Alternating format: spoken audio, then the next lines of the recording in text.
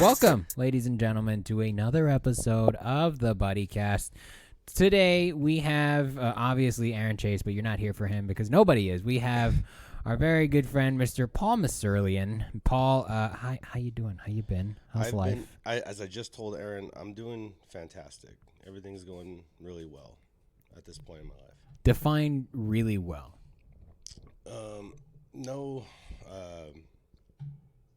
Not depressed.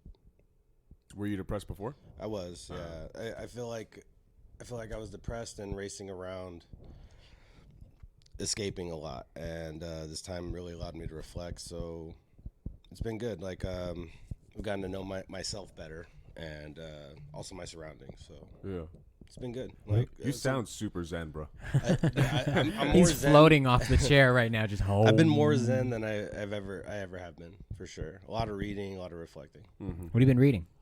Because, I mean, you've had 8 months to read books now. I've been right? reading actually just like the textbooks that I've had throughout college, as well as just I've been reading more Jordan Peterson, and I've been watching a lot of YouTube as well. I consider that reading in a way, but just trying to get information from anywhere or anything. So a lot of psychology stuff. Were you in college when you were doing comedy before, or was that a thing post-COVID? I've been in school since 2018. Okay. So Going for psychology, you said. Yeah, I'm finishing my bachelor's this semester, and then I'll be going to hopefully grad school by next fall. Dope. You got grad school scoped out already? A few, but I don't know. I haven't applied for them. I haven't even thought about it yet. Living one day at a time? I got till March. I got to finish this semester first. I'm doing research right now, and that's taking up a lot of my time. Research? Mm-hmm.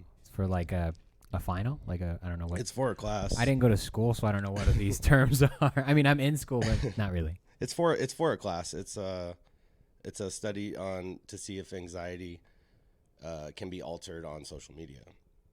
Like, assuming you're already anxious. Huh. What you look at, does that diminish it, increase it, keep it neutral? I would assume it would. Depends on what you look at, right? Like if you look at something anxiety provoking, you then. Yeah, I mean, but it's hard to determine what content is what you're looking at. Everyone's algorithm is different, but we do. My group is doing it on memes. Memes. Yeah, It's fascinating. Huh. you see a lot of memes. That's part of the communication on social media. So now just everyone looking at what memes are you looking at. So I made up a bunch of memes with different connotations, and then you'll take the experiment, and then determining on how you pre-tested and post-tested, then you'll see if anxiety increased or not. Huh. I would have never thought about memes being like a research topic. You know? I think that's what I like about school. Social media is becoming more studied now, just because in the last, I mean, it's only been less than 20 years. Yeah, and it seems to have affected us all in a really extreme. Yeah, exactly. Fuck.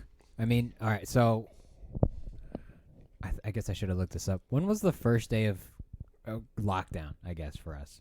Because March, do we know, or did it just happen in March? You're like, all right, maybe we should lock our doors. Hide your kids, hide your wife. March 15th. 15th? Wow. I'm going to go with that one. My birthday was on the 12th. We did a show at O'Donovan's with Kurt Metzger, and then the next 2 days, school was canceled, or that week was off, and then my work sent me home too. So Fuck. That was it. How have you been surviving in terms of money? I went back to work. Okay. And my job paid me during the time we were off. So. Oh, dope. Yeah, like half or 80% of what we normally make. So I did okay with that. A little bit of unemployment, and then I got off of that when I went back to work. It seems like you just, I said zen before, but what's like, how would you describe that shift in your personality? You know what I mean? Like, I mean, I've always been, I've always like searched for more like knowledge and stuff, and I guess trying to obtain some kind of wisdom from everything.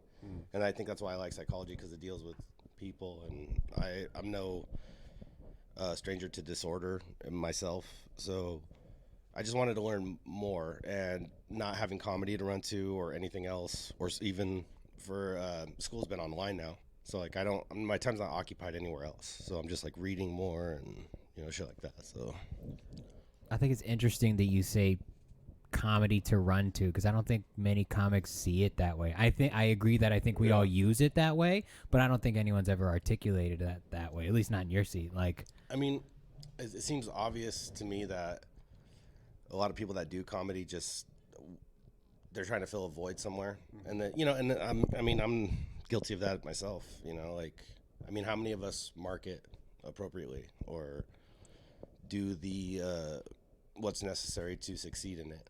A lot of us, I think, just run to it, and there's no knocking that. Like, everyone has their things. But fuck that. Knock it, because if we're not doing enough, then you're wasting your time. Do everything you can do, I guess. No, yeah. I mean, I think I don't know how to put it, but for me, I shouldn't speak on everyone else, but I ran to it. When you said like marketing, what do you mean? Like promoting yourself or getting in bed with other people, I guess, other scenes, things like that. Like, I don't know. Like, I don't think I marketed myself at all. So, do you plan on doing comedy as like a career thing, or is that done? Were you planning on doing it as a career? No, I don't think I was planning it as a career. I think I was looking for an outlet. Outlet. I'd be down to do something in it. Mm-hmm. I'd be down to write or do something like mic. that. Sorry. Okay. I'd be down to do something like write for someone or something like that, but I can't see myself like touring the country doing comedy. Did you realize that during COVID, or was that something you already knew before? It's something I vaguely knew. I guess if the possibility was open, I would do it, but it was never a dream of mine. Huh. Do you enjoy the writing aspect of comedy? I did, and I did it very lazily and very shitty, I would say. But I think we all did that. No, because like you hit mics all the time, and you're like just trying to have something new or rework something you already did. And I don't think especially when I was doing it more and more, I was lazier with it. That's fair. I mean, there is a certain sharpness you get by just doing mics, and you can kind of enable yourself to be lazy in it because you're so inundated in it. Yeah. It's you're doing it all the time. So yeah, I would liken it to like if you went to jiu-jitsu and you were just rolling for 2 hours and not taking any classes, you could still pick it up. But it's lazy. It is a lazy. You can hang, you won't excel. Yeah, that's a good way to put that. So you said school jiu-jitsu has been keeping you busy. Yeah. In the last 8 months, school jiu-jitsu work, I guess. School jiu-jitsu. What's work? What do you? I'm work? a chef. You're a chef. Oh yeah, that's right. That's right. Motherfuckers planting his own shit and fucking farm to table shit. That's another thing that's occupied time. Gardening. I've been doing that a lot. So Gardening's tricky. Goes in with that Zen thing that Aaron was saying. So. That makes sense. Yeah. Do you have a green thumb? I do. You do? Surprisingly. Why surprisingly? Because I didn't think I did until I started doing it. I tried to, grow little house plants and shit like that, but it never worked out. And then I did a whole garden, and that just ended up like flourishing. So. That's fucking dope. I'm jealous. I want to put a garden out here, but do it here, man. I think I might. Here in the back, a little row. Just like some tomatoes, some bell peppers, and marijuana. Just good old fashioned California. Grow marijuana. Garden. You probably have some problems coming your way. I'm not growing marijuana, how many comics know where you live? Not that many, actually. I just moved, so. Well, I know now, and I'm going to tell everybody. Get the weed from George's house. I'm going to grow shitty weed so no one breaks into my house. Bunk ass 1970s weed. Mm-hmm. Yeah. That would just be George's excuse to fight people. Oh yeah, I leave it unlocked. I put a mat down. You do fighting, or you do jiu-jitsu? I did. Yeah, I did it for a little while. I was at 10th Planet for a while. What is it? What's his name? Is Eddie Bravo? Eddie Bravo? Yeah. The one I was going to was run by a fresh black belt. I don't know if he's still there, but I've been doing like rolling with some friends, and they go to the one out over in Corona with Sean Bollinger and stuff. So Corona, is it Peerless? No. No. No. How's the outfit? Outfit is on I think standby. Okay. Who was in the outfit? It was Ezekiel Echeverria, Paul Antonio, Alfred Munoz, and me. Gotcha. Do you guys all still We don't talk as much. I think we were doing a podcast for a while. I think we just all got burned out. I don't really know what. I know Paul's kind of acclimated to the Zoom shows. I'm not sure what Zeke's doing. Alfred is doing school too, so he's kind of preoccupied with that. But Fucking smart asses. Hate you well, guys. like a lot of like school's been. Me and Alfred probably communicate the most just because of school. Do you guys go to the same school? No, Oh, okay. Same. he's gonna be. I think he's gonna try to transfer to where I go. Oh, that's dope. And then you're gonna leave for I'm grad school. leaving. I don't want to be in class with you, fucker. Leave him in the dust. No, he's in a whole different. I think he's going for a business. So Are they still okay? So Paul is still in the comedy world. yeah, Probably don't know much about what Ezekiel's doing. And then is Albert still in the comedy stuff? Alfred? Alfred. Jesus, dude. Christ, dude. He is not a good listener. Yeah. He stole some of your weed. That's what it is. No, Alfred is. He hasn't done shows. I think he's probably waiting in the same way I am, Yeah. like for things to open up. That's smart. That's the smart thing to do. Yeah, we're not doing the smart thing. We're right just now. antsy and impatient. That's all. No, I mean it's fine. It's I think everyone's trying to stay as relevant as possible, but I think when we all come back, it's like ground zero again. We're all just gonna. Definitely. It is feeling that way. Yeah. It's so hard to like go to a mic. Right now we have just one mic, two now technically. Two on Thursdays. Two on Thursdays. So we have Placitas run by Frankie and Carlos, and then we're doing Worthington's.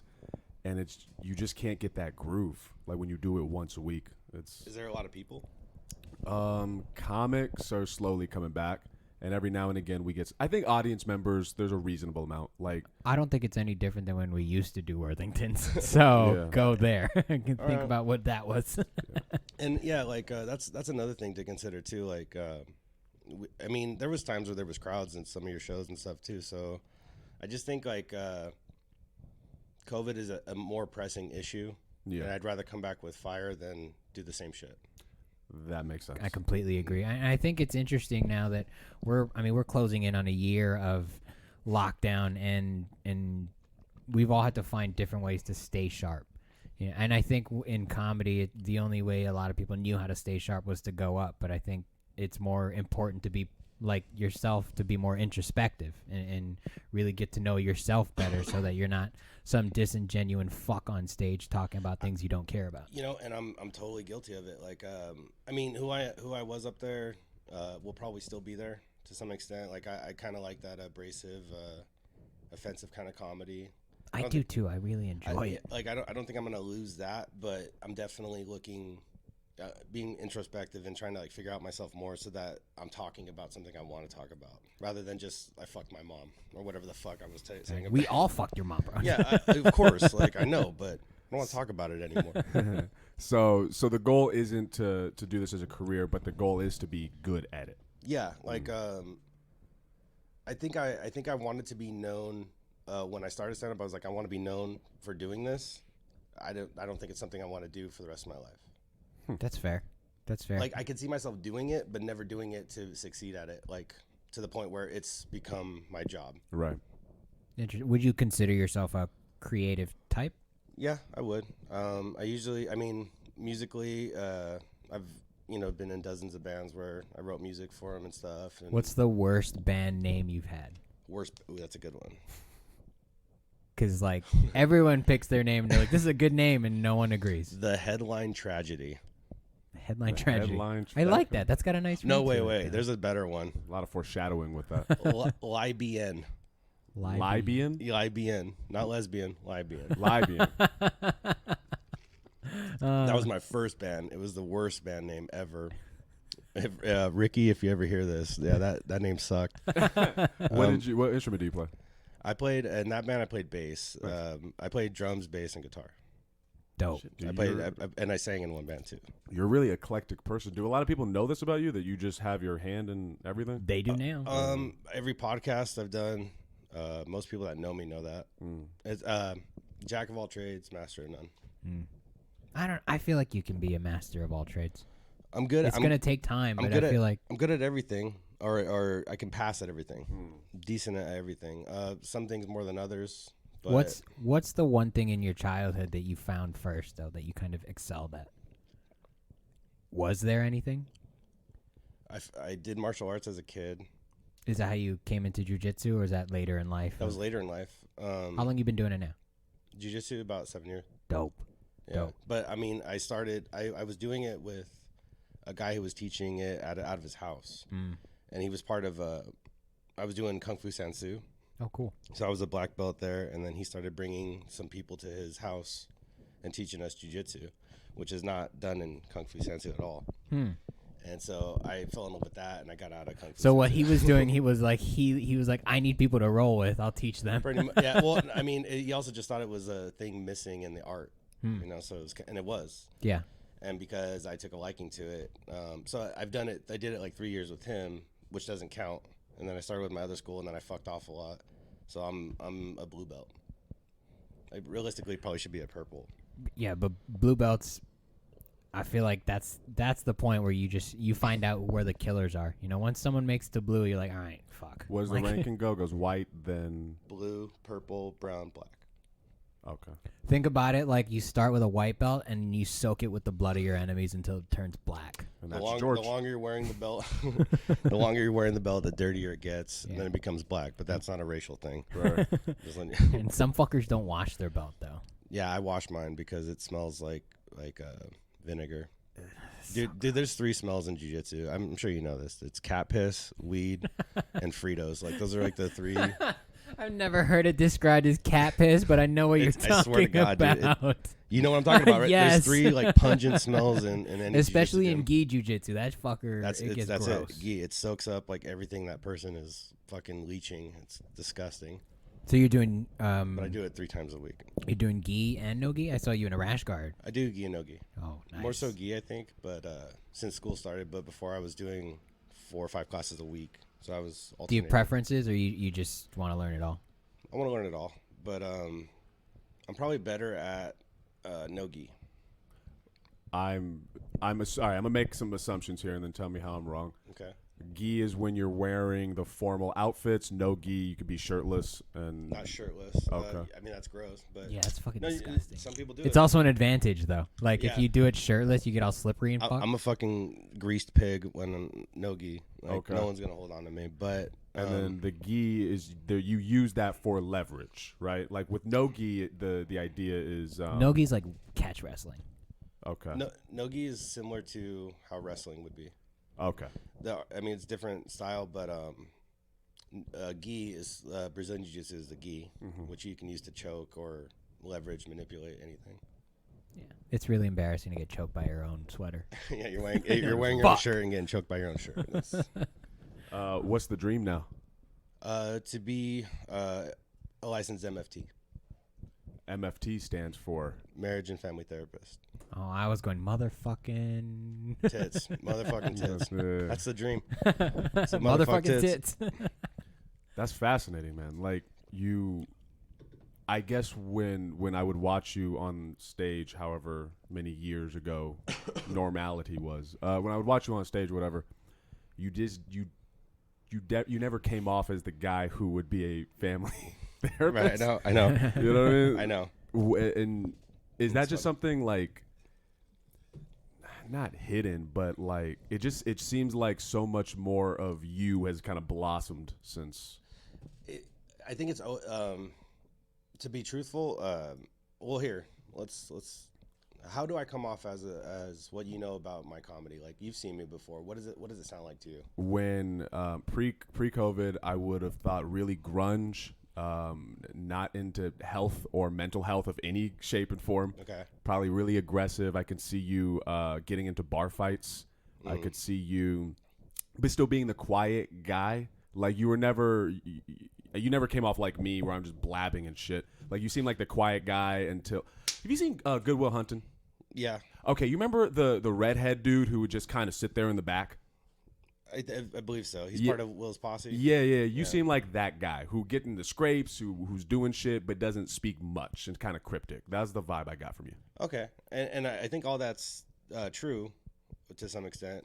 I think the psychology or the I'm a really caring person to a fault. Like In my life, I've been, I would say, codependent in my life. In like relationships, friendships? Relationships, mostly, but so that's always been like in the background of my life. But I've also been like a lone wolf many times with, obviously not wanting to be, but I have been. And I think when I do comedy, or when I did, it was like my way of being an asshole. Letting that part of yourself Letting out. that part in like the healthiest way possible. Like rather than yelling at my girlfriend at the time, or It feels great though. You should try that. It's yeah, fucking. believe me, I know jiu-jitsu, man. Yeah, you get to practice your skills. Do you still have a girlfriend? No.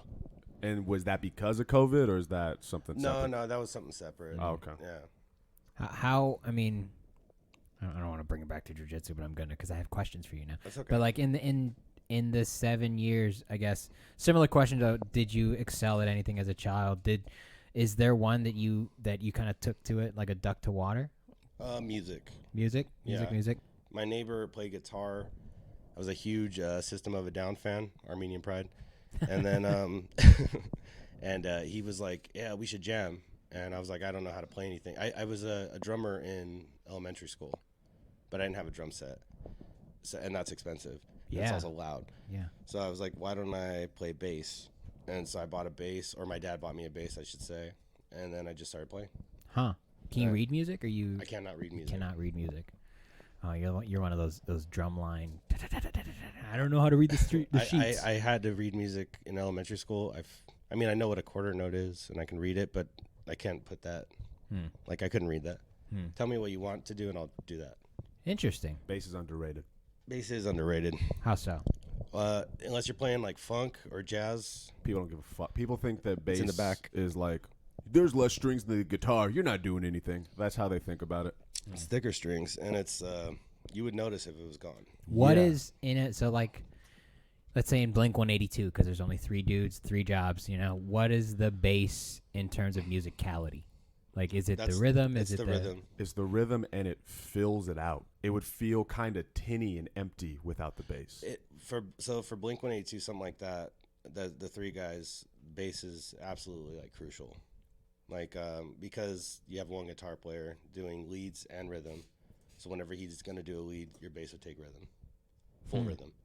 But it's playing rhythm the whole time. But sometimes even that guy specifically does like leads. Yo, who's your favorite bassist? You got like top 3? I got a top 3. Okay. Victor Wooten. Yo. Oh, okay. Victor Wooten's really good. I really liked. I don't listen to them anymore, but Green Day's bass player. Yeah. Mike Dirt. He was really. I mean, back in the day with like Dookie and shit, he was really good. And I'm gonna probably Flea. Respect. Yeah. I only know Flea. Victor Wooten is like. He's a virtuoso. He's a virtuoso on bass. He is a for real genius. It's weird. Like, you know how you see like Kurt Hammett shred? He does that on bass. Wow. With 4 strings. 6 strings. Are you hopeful of the future? Not even with yourself, but as the world as a whole. You hopeful, or are you kind of concerned? I'm gonna add some. So I'm gonna add a little bit of spice to this as well, specifically because of social media. Like, do you think we're gonna figure this out, or do you think like we're Figure what out? How to navigate with this technology in a way that's Comedians? healthy? No, just humans. Because like when the car first came out and there were no street lights and people were just crashing into each other. Then street lights came in and we were like, oh, we figured this out, kind of. Do you think we'll have street lights? It took them so long to figure out airbags, bro. and seatbelts. Yeah. Like, people keep flying out. Drive slower. I don't know what you want. So I think anything involving social media, I don't have much hope for. Okay. I mean, I'm a participant on it. Yeah. I mean, I wouldn't say I'm a participant as so much as I use it, but I'm definitely not out there trying to push an agenda or anything like that. You're a consumer of social media? I'm a consumer, yeah. So you're not an influencer? No. Okay. I'm not trying to be. I don't really like that term because it's that's what it is. It's influencing. It is, but it's like when someone's labeled an influencer, I feel like it's a self-given title, you know? Like, no one's out there going, oh, yeah, you're now an influencer. Like, for me, being a comic, someone else had to call me a comic before I'd call myself a comic. Do you think that someone like I'm gonna use a horrible example, but do you think someone like Adolf Hitler thought he was an influencer? No. Right. So the people just bought it. Yeah. They bought whatever he was selling. Wait, hold on. I want to think about this because I do think he was an influencer. He was an influencer, but would he call himself one? I think he wouldn't use the word influencer under this context, obviously, but I think he would say he was a leader or he was. He was trying to be a leader. Yeah. He was trying to answer a problem. Yeah. Right. Yeah. A perceived problem.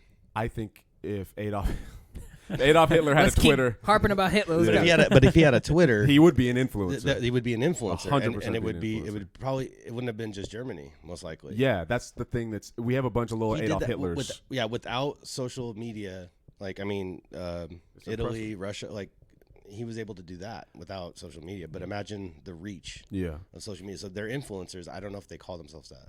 Interesting. Because you said it was like self-appointed, but I was like, I don't know. The little check mark, blue check, and then you're. I feel like influencer in that context of like, Hitler trying to be a leader, or anybody trying to be a leader, being an influencer is settling for something below what you're trying to do. Gary V. Do you know who that is? He's on social media. I think he's trying to be an influencer. Like, Look him up, Jamie. He's a promotion, like he's a. Oh, this guy. Yeah. He's an influencer. Yeah, Okay. he's an influencer. Because he like talks to you and he's like, you guys gotta. David Goggins, influencer. But that He wouldn't guy's- call himself that. Yeah, but- I don't he, think he wouldn't, but I think Gary Vee would. David Goggins is just a fucking a nut. He's an animal. maniac. But I love he it. Stay hard like that. he is I an fucking- influencer. for sure. Yeah. A lot of people. I don't think they have the caliber to do anything that he's doing. No. I think they just watch him because it's like watching a superhuman. It is a really strange. Until you look at his feet and you're like, Have you seen dude, his that's fucking fucking feet? Like- disgusting. Yeah, I'm never. Did you see that post where his wife was saying what it's like being married to him? No, I want to hear about it. It's on his social media. Look it up. It's fucking crazy because I don't know exactly the details, but she was like, what it's like being married to him. Yeah, at 4 a.m. every She day. basically said it's the same thing every fucking day. She's like, yeah, he wakes up, he runs 20 miles, he comes home, he stretches for an hour, which ends up being 3 hours. He hangs upside down for 10 minutes. Then he does like everything is just regimented, like to the point of absurdity. Is she happy? She said it's difficult, but what she loves about him most is this is what I got from it. She didn't say Okay. this directly, but it was what she loves about him the most is his drive. If you were in a family therapy session with David Goggins and his wife, do you, from what you've seen, you're way on the outside. Obviously, it would Yeah. take a lot of time and whatever, but just for funsies, would you describe what that dynamic is as a healthy romantic relationship or healthy marriage? I'm not able to do so with my current credentials, but my opinion, Okay. It's formal, dude. I like that. I would say no. Why? Because I feel like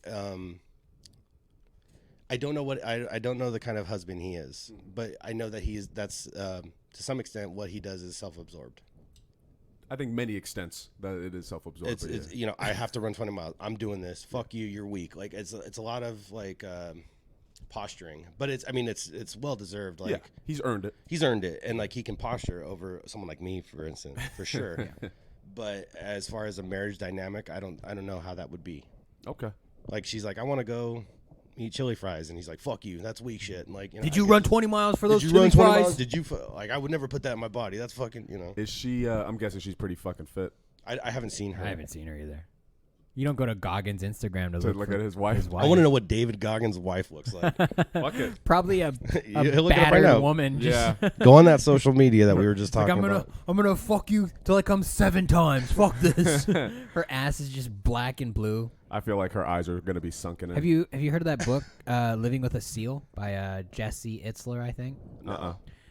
So it's Jesse Itzler's a writer. I think for the USA Today or something. I don't know, but he is a writer and he wrote this book where he lives with a Navy SEAL for 31 days and basically he instructs the Navy SEAL, hey, I'm gonna do what you do every day. So just wake me up. So he moves in with Jesse. This new Navy SEAL moves in with Jesse and wakes him up every morning, 4:00. We're going for a run. It's cold outside. Good. Like that kind of bullshit. Like for 31 days. Yeah. And through the whole book, he is completely unnamed. And turns out that dude was David Goggins. He's what was it? Is it the Briggs program? I don't know. Briggs? Briggs, is that what it's called? I don't know. It's the toughest training in the world, and it's the buds. Buds. Yeah, There yeah. you go. Sorry. Briggs is like some kind of fucking Personality test. I Also, think. I couldn't find his wife, so I don't think she's real. The split personality. Yeah. Either Mrs. that, or when Goggins. you type in Goggins, it just goes to him. Goes straight to him. Yeah. It's weird. Is there speaking as a psychologist? Psychologist. What's the difference? And I'm not a psychologist, but Eventual yeah, psychologist. some And the difference Psychology is one can credentials. give you drugs and one can't. psychiatry is drugs, like a head doctor. There you go. They have to be an MD. Psychologist, there's a whole Other field of thing. it. You can have licensing. You can be clinical psychologist. I struggle with David Goggins' mentality in terms of if it is truly healthy or not. I think it's healthy for him. That's fair. I don't know. I mean, he's mentioned before that his character before doing the Buds program was he was fat and he was I think like a waterbed salesman or something, like something that he didn't want to do. Sprayed cockroaches from what I remember. Something just not like he was set on having his life like that, and he destroyed that person and like killed him. That's how he phrased it, at least. What if he really killed some dude that was representative of his life? He's like, thought- you look like fat meat. Yeah, maybe it's possible. He's I like, could see him snap. he probably snapped, and like he went to something that humbles you completely. Yeah. And he survived it, but not just once, 3 times. Yeah. Fucking crazy. Which no one's done that. And like, I mean, his legs were fucking broken, I think, the last half of the 3rd round. But there's a point where I say to myself, that is impressive. I have the utmost respect for him, but it's like, is that healthy? I think there's something off in his mind for sure. Right. Like I would say that's almost if he had to become that to avoid what he was, I would say that there were to an extent that was like pathological self-hatred.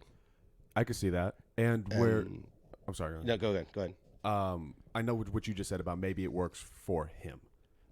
And that's true. And yes, I understand that. I think I did a lot of self bullshit when COVID happened. And for me personally, and this is just what works for me, I look at the world in terms of balance, the yin and yang. There needs to be, how do I put it? There with David Goggins, there was a stint where I was just listening to Goggins and Rogan and Kevin Hart motivational compilation fucking shit. Hung myself outside. Yeah, Jesus, dude. and I remember being like, I need to fucking work, and I need to be the best, and I need to keep writing. And there was a point, I remember I was working in one of the schools, and I was bothering you and Will because I just needed to do things. And then COVID gave me time to like chill and be like, oh, okay, you need to do things, but you also need to relax and enjoy yourself. Otherwise, what the fuck is the point of doing things? Right. So it just makes me wonder that type of person, like, how healthy is that? I mean, he's a very well disciplined person. I would say to the point of over disciplined. Like, I mean, he'll do what needs to be done, and that's exactly the kind of person you want, In like the defending the military. country. yeah, and, that's what you want as a SEAL. That's what you want as a SEAL. And how healthy is it? See, like, there's SEALs like Darren Crenshaw, who's working in politics now and stuff like that. And then there's Goggins, like a guy who runs 20 miles a day. I don't even know if that's healthy for your body. Probably not. You know what I mean? But that's where I would, be willing to believe that there's a few screws loose. If he had a whoop strap, it would blow up. Probably But try to get to 21. I mean, he's a crazy like specimen of like human endurance. And do you, in terms of your own happiness and self-worth or whatever, did you ever have mentalities that he had, and then you kept those, changed those, or? I don't think I've ever been that extreme on anything, especially physical health. Like, I mean, that's just obvious. But Doing pull-ups till your skin I falls off. I literally had a health juice with a cigarette on my way over here. I'm so glad you called it health juice. The world's about balance. Like Balance. Yeah, man. Like Yin and you yang, said. bro. Yeah. And so you seem to like the person you are more post-COVID than pre-COVID. Yeah. Like the person pre-COVID, I would say in a ways like he's died too. Interesting. This is going to lead. Did you have something you were about to say? Oh no, I was just wanted to think that like in terms of what's healthy and what's not, from my perspective, I think when something is healthy because I certainly think that Goggins and people like that are outliers. You know, you can't really subject them to regular thought because they don't He's exist. an outlier on a certain area, though. Yeah, yeah. But I don't know if that kind of mentality is healthy only in the sense that what I think is healthy is something that offers personal growth. And I don't see him growing as a person in his mentality of like running till he dies. That's fair. You know, like how do you grow personally about an experience that just sucks, but is the only kind of experience you can have? It may be masochistic in his nature, like he's punishing himself and he likes the pain. For being black, yeah. It's not his fault, but Yeah, he's not buoyant enough. And he's just- Brilliant George, by the way.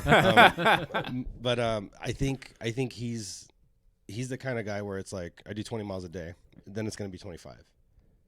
Then it's going to be 30. And that's his idea of personal growth. That's his idea of growth. Like, how far can I push myself to the point where there's no, like, he has that saying, like,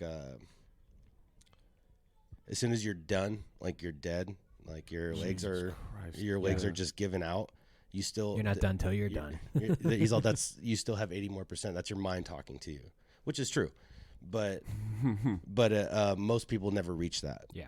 You can't, but he has, and I don't see him slowing down. No, even with age. Our stupid podcast is not going to convince him to stop. It might. You never know. I don't want him to stop. I want to see. I mean, I wish him well. You know, I mean, as an influence. I mean, as people would call him an influencer, I wish him well. Right.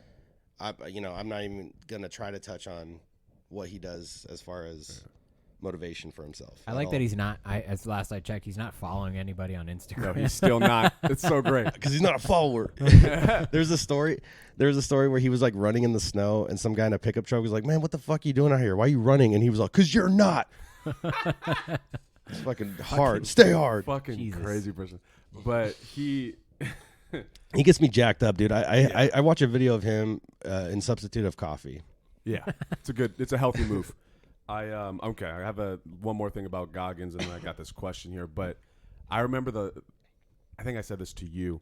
I watched him on a panel or something, and he was talking about scientists or something. He was saying like they're not actually. God. Oh, I know what you were talking about. It was like a TED talk, and the professor was talking about like that outliers are born and it can't be made. That like you can't push yourself to the level that Michael Jordan is at because you just don't have what he has. And Goggins was saying that's not true because I did it.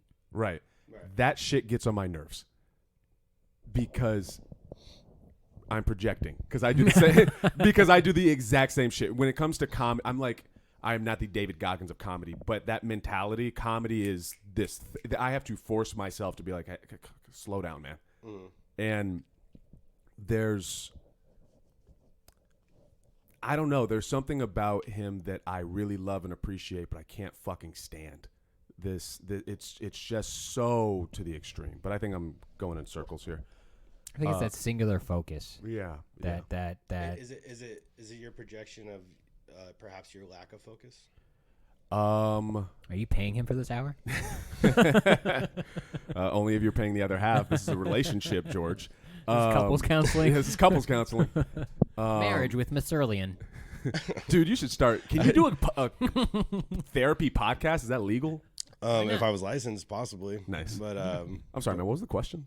There's something about David Goggins bothers you, and he was talking about singular focus. But you related it to comedy, but I wasn't really sure what you were saying. The way he focuses on running is kind of how I focus on comedy.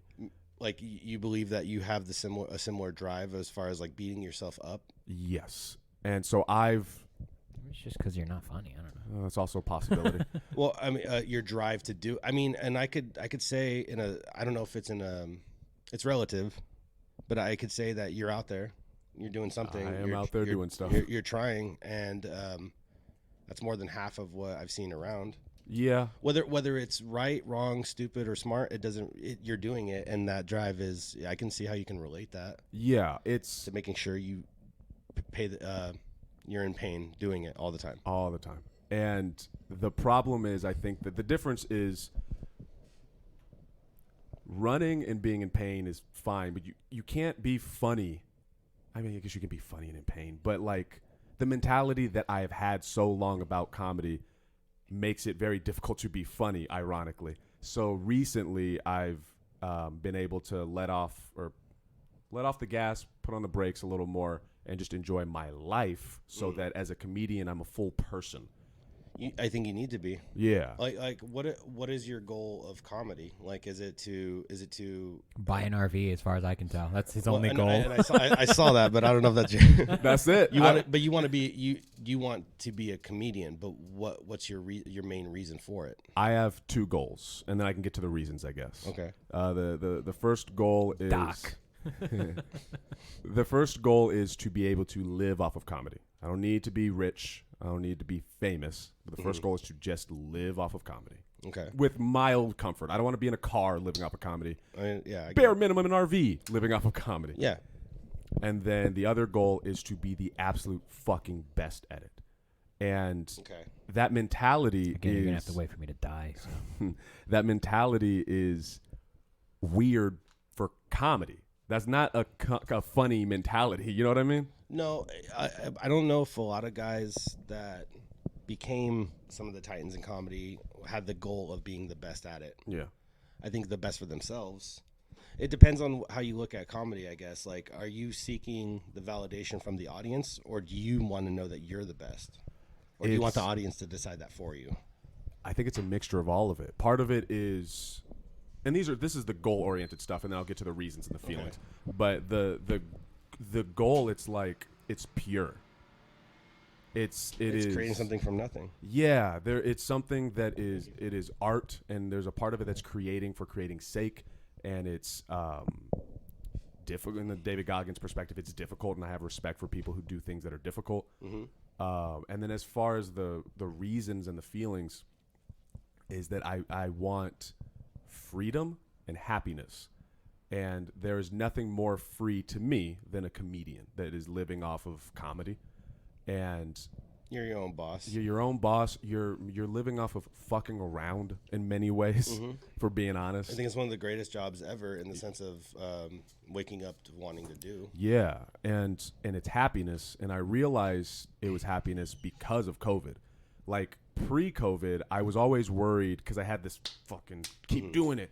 I was always worried that when I got to wherever I'm going to get, that I was still going to be miserable. And then it's a possibility. It is a possibility. But then COVID happened, and I couldn't do comedy, but I couldn't do anything else, and I just had to exist. And I woke up. At first, it was difficult. I'm sure it was difficult for a lot of people. But I woke up after a while feeling free. I was like, I don't have anything to do. I decide my schedule. I decide what I want to do. Then there was a point where I was living off of street comedy because that was the only income I could get, that and Postmates. And I was happy. I was so happy. It was pre-George Floyd, I think. Okay. I was so happy. I was like, this is the dream. I'm going to be really happy when I'm really living off of comedy. And yeah, I think something you said that was interesting was the off the gas, on the brake. Yeah. That I would say that's balance. Finding balance. Yeah, and I feel happy now. Like that zen that you feel is kind of how I've been feeling recently. One thing that I mean, it's not. I can't draw it across the board, but from what I've seen, as far as like posting and what I can interpret from it, because that's not pretty much how I'm seeing everyone else through social media. Yeah.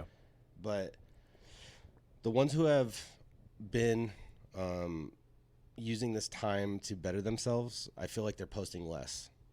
The ones who are not, I feel like they're posting more. I have no evidence to support that other than what I'm seeing. Mm-hmm. It seems like people that are just miserable at home, posting bullshit, or the same fucking shit, like an anti-Trump thing or whatever the hell it is. It's just like they're feeling something instead of themselves. They're not filling the void in their heart. They're just trying to escape again, get likes, get some kind of validation.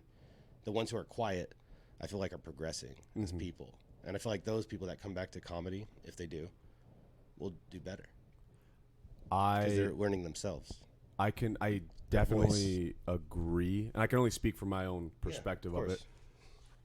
I had a stint of not posting anything because there was no reason for me to post, and I was doing all those things. And then when I started getting into the street stand-up and trying to look at it more for promoting myself and stuff, that's when I started posting more and trying to learn how to post. Like if you look at my Instagram when it first started till now, it looks a little more professional, and now it's a lot of fun to be like, ooh, how do I assume it's kind of how George feels when he makes the flyers. It's like, it's like an art project now, and that's fun. So I do know what you mean about seeking validation through likes. I guess for me personally, it is all connected to my art, and my art makes me happy. So if it makes you happy, like that's all that matters. Like at that point, you've succeeded. yeah. Truly. Does your I guess not perspective, your way of life of jack of all trades, master of none, is that you just filling your soul like, oh, I want to try this. Am I good at this? Maybe I can figure it out. Or do you enjoy learning, or both? Or? I enjoy learning a lot. I've been very gifted at being able to pick up things. Like maybe not mastering them or anything, but I can definitely hang. And to me, every time I learn something, I'm different walks of life. I've known multiple people in my life, some dangerous, some fucking docile. Like to me, it's all just part of it. And I've kind of drawn a common thread between everything I've done. Music, like I wanted to make people happy with music. It also was an outlet for me. Comedy, I wanted to make people laugh. It was also an outlet for me. Culinary, I was creating something out of nothing and it made people happy. Dude, you make some delicious looking shit. Thank you, man. And then so now it kind of all led to psychology, where I was like, this is how I can really help people and myself. Right. Understand the human behavior. It's fast. What else? I mean, do you have more things? I'm sure you do, but like, so what else do you have over the hill that you're like, oh, I want to try that one day, or maybe that, and For me, I want to learn how to fly a plane.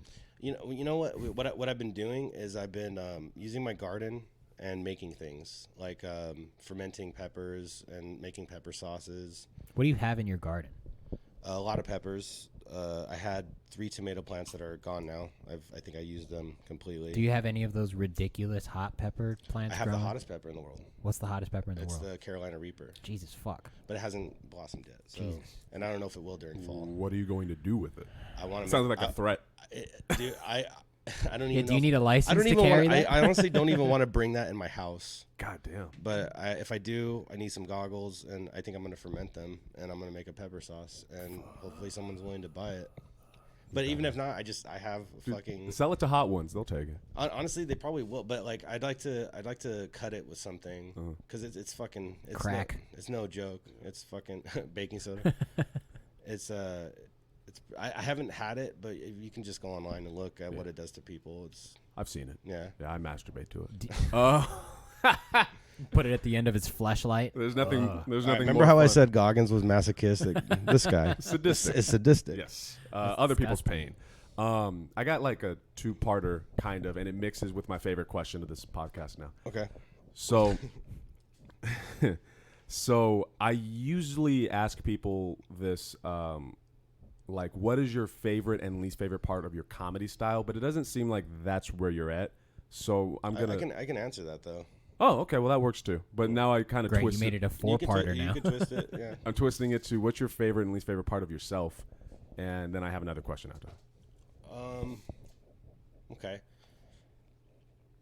I like the fact that I don't feel like my comedy when I was doing it, I don't feel like it catered. I like that. I was terrible at reading a room, which is not a good comic, by the way. You should be able to read that.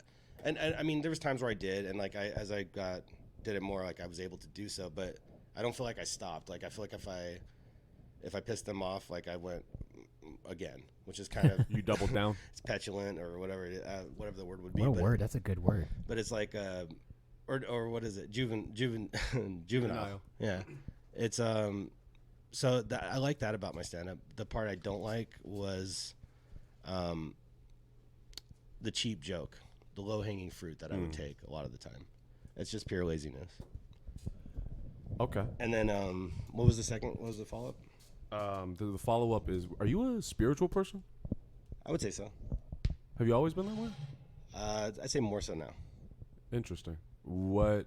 Where did your spirituality come from? Like, what do you believe? You believe in like God or reincarnation? I believe in there's something greater than us. I don't know what that is. I don't necessarily believe in it's weird. I don't believe in the Bible as the word of God, but I believe it to be something to model your life after in a certain way. Don't be gay. I got you, bro. No fags. No, that's the Old Testament stuff. But the New Testament, I believe you should never like hurt anyone and stuff like that. But I mean, I have, and I think it's the drive to be that. So in that sense, I think there's something greater. I don't know though. Okay. I'm not going to sit here and tell you that there is, and that you should believe me. Have you ever, when you're performing or when you were performing, were you ever yourself on stage, or was that a character? I'd say it's myself in the most amped up way. That's the most toxic version of myself up there. Oh, so Rick and Morty. Yeah. Yeah. Okay, I feel you. We're what got removed. Yeah. So. Yeah, but I feel like there's definitely versions of myself up there for sure. I'm like that. Anytime I hear something like, if we were talking about the Holocaust right now, I'd be making hardcore jokes about it. That's the way I process. Cool. Let's talk about Anne Frank. Let's go. Cool. Let's get into it. Great hot dog, but no, like, no, but like that's how I process atrocity. That's how I process anything that's like overbearing, like emotionally. So because we're talking about calmer things, you don't feel that urge because it's not necessary. For me. Interesting. But also for you too. I like the ooh and ah. I like that. Yeah. So this is my philosophy of comedy, is being the purest version of you. Like if the line between you off stage and on stage, if it can be as thin as possible and you're still funny, that to me is like a great comic. Do you think you will lean into that when you ever get back to it, or is that not? I do. I think if I ever get back to it, which I plan to, if the world changes, I guess, I definitely see that. I want that line to be thinner because, like, I don't think I was great at comedy, and I don't think I was necessarily bad at it, but I don't think it was me completely either. So if I can make that, you're right. If I can make that shorter, and I can come up there with like a new way of doing things, that would be closer to perfection of that, for sure. I agree with you. What? So, you described yourself as a creative person, and music is a good creation process. So is cooking as well. And so, I feel like jujitsu, on the other hand, is destruction. It's an art that's kind of lied around destruction. What do you get from practicing jujitsu or / martial arts? Because you've been in it, close to a decade now. I think I got into martial arts because at an early age I was perceptive that the world is a scary, evil place, and I wanted to be able to. I like challenge. I like any kind of challenge, and so. When I did martial arts before, like I think I started with karate. I want to say I did.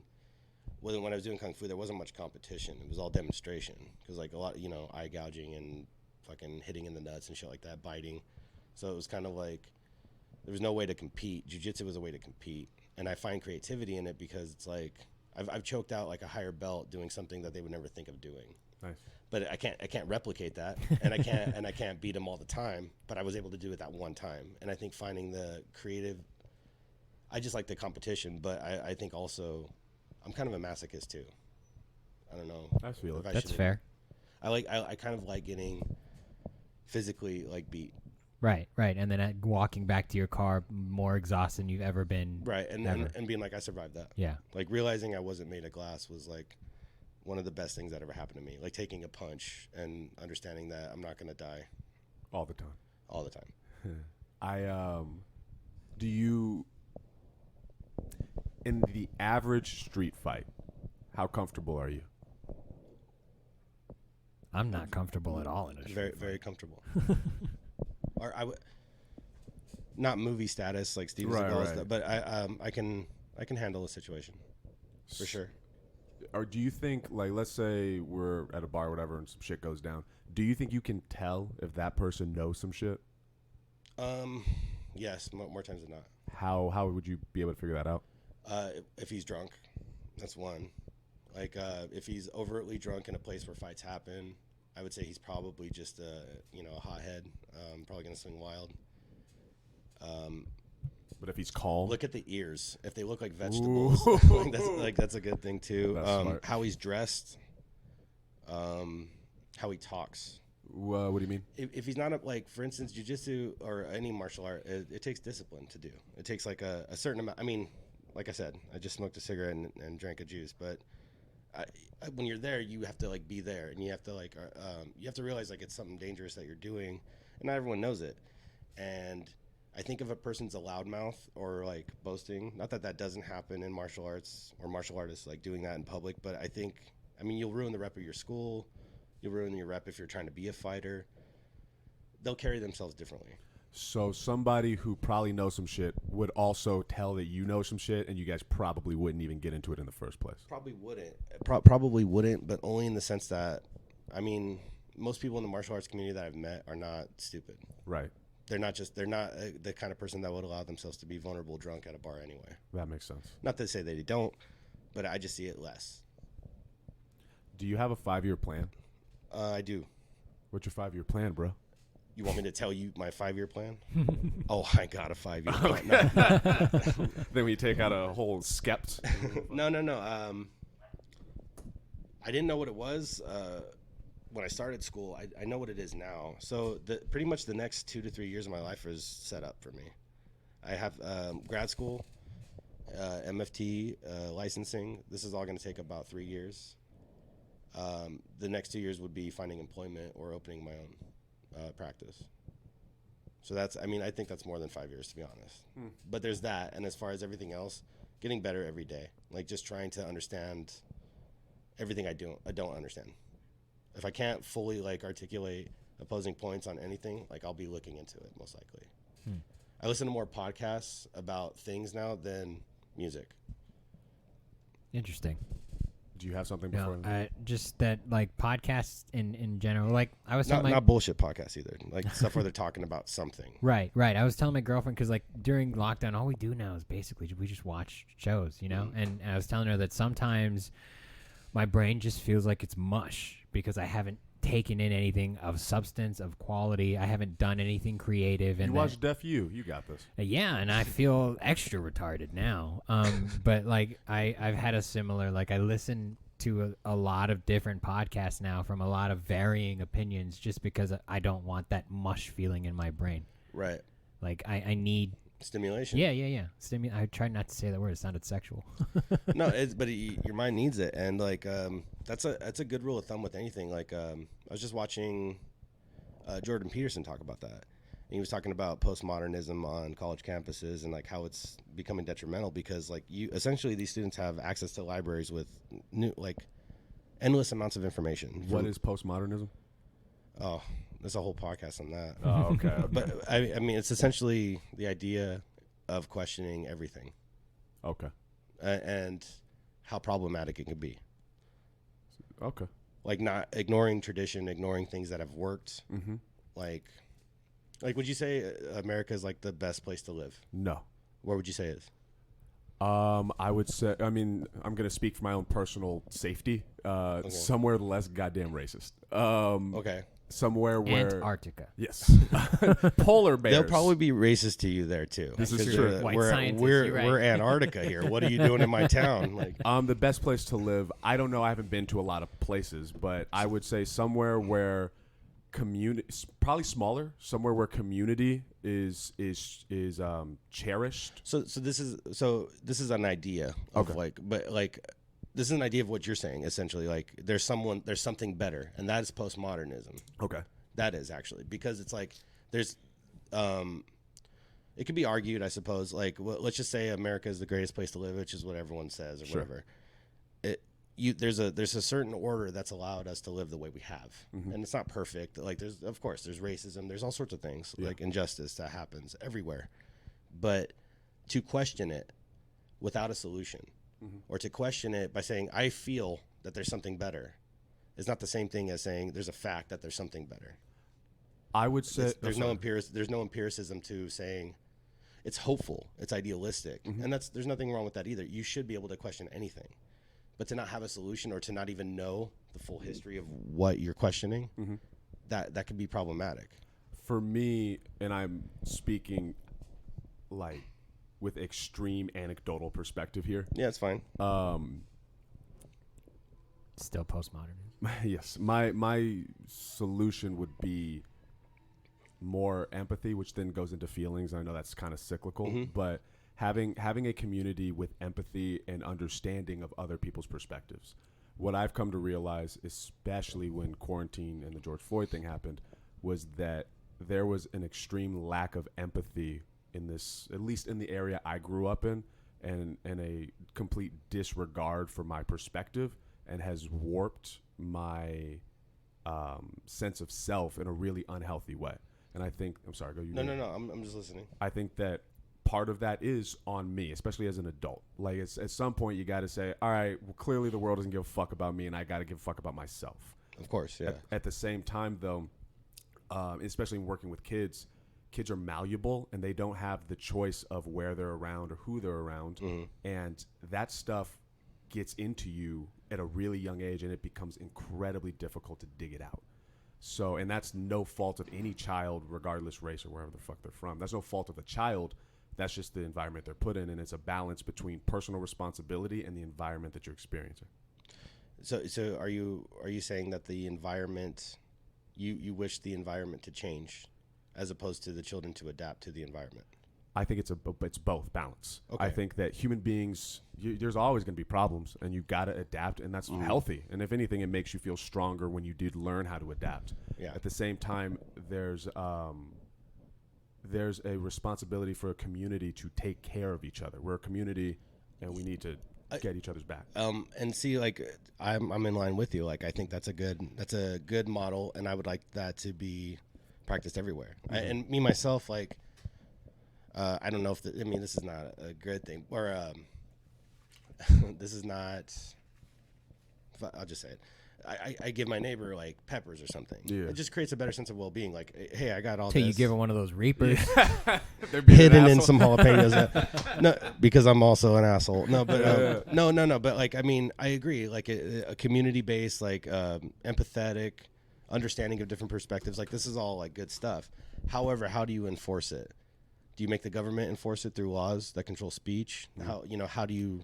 I don't think you enforce. I think that's actually the wrong way to look at it. That's good. Yeah, because it can't, in history, that's what's been problematic by enforcing it. So, like, for instance, postmodernism at a college campus would look like refusing to let someone like Ben Shapiro speak. I disagree with that. And so that means, to me, at that point, in my opinion, you'd be more enlightened than the people I go to school with. That sounds about right. I think that I'm opposed to extremism. I keep going back to this balance. I watch Avatar over and over. I can't. It's a very good point, man. I like extreme things, but it's annoying. And the place that I like, the only hill I will die on is that my life matters. I've come to realize that I don't know what the fuck I'm talking about in almost every capacity. Like, from street stand-up, people would, if I said something that they disagreed with, they'd be like, I did the research. It's like, no, you didn't. You went on YouTube and you found some people that agreed with you and that found statistics or whatever. I think that's what most people do. Yeah. And so I realized, I was doing the same shit. So I should shut the fuck up and just pick the thing I know about, and that my life matters, and I keep it simple. Yeah, I mean, yeah, and that's so that is holding yourself accountable at that point. So, like, you're willing to challenge your own hypocrisy. Yeah, and in that respect, no matter what side you're on, no matter where you fall on anything, if you're willing to challenge yourself, you're already ahead of half the people you're arguing with, most likely. Yeah.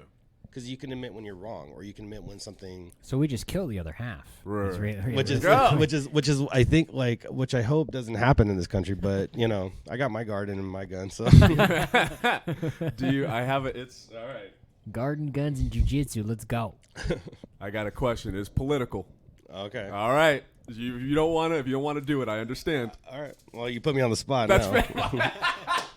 I'm not a good interviewer. I'm sorry. This is the hardball questions. No, I guess how do you feel about? I'll word it this way. How do you feel about politics in general in our country right now? A sideshow to a growing mental disorder.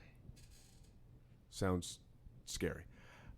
How do you, if you're God of America and you can implement, not enforce, we all learned about enforcement, but if you can like implement something or start steering things in a way that you believe is more healthy, how would you go about it?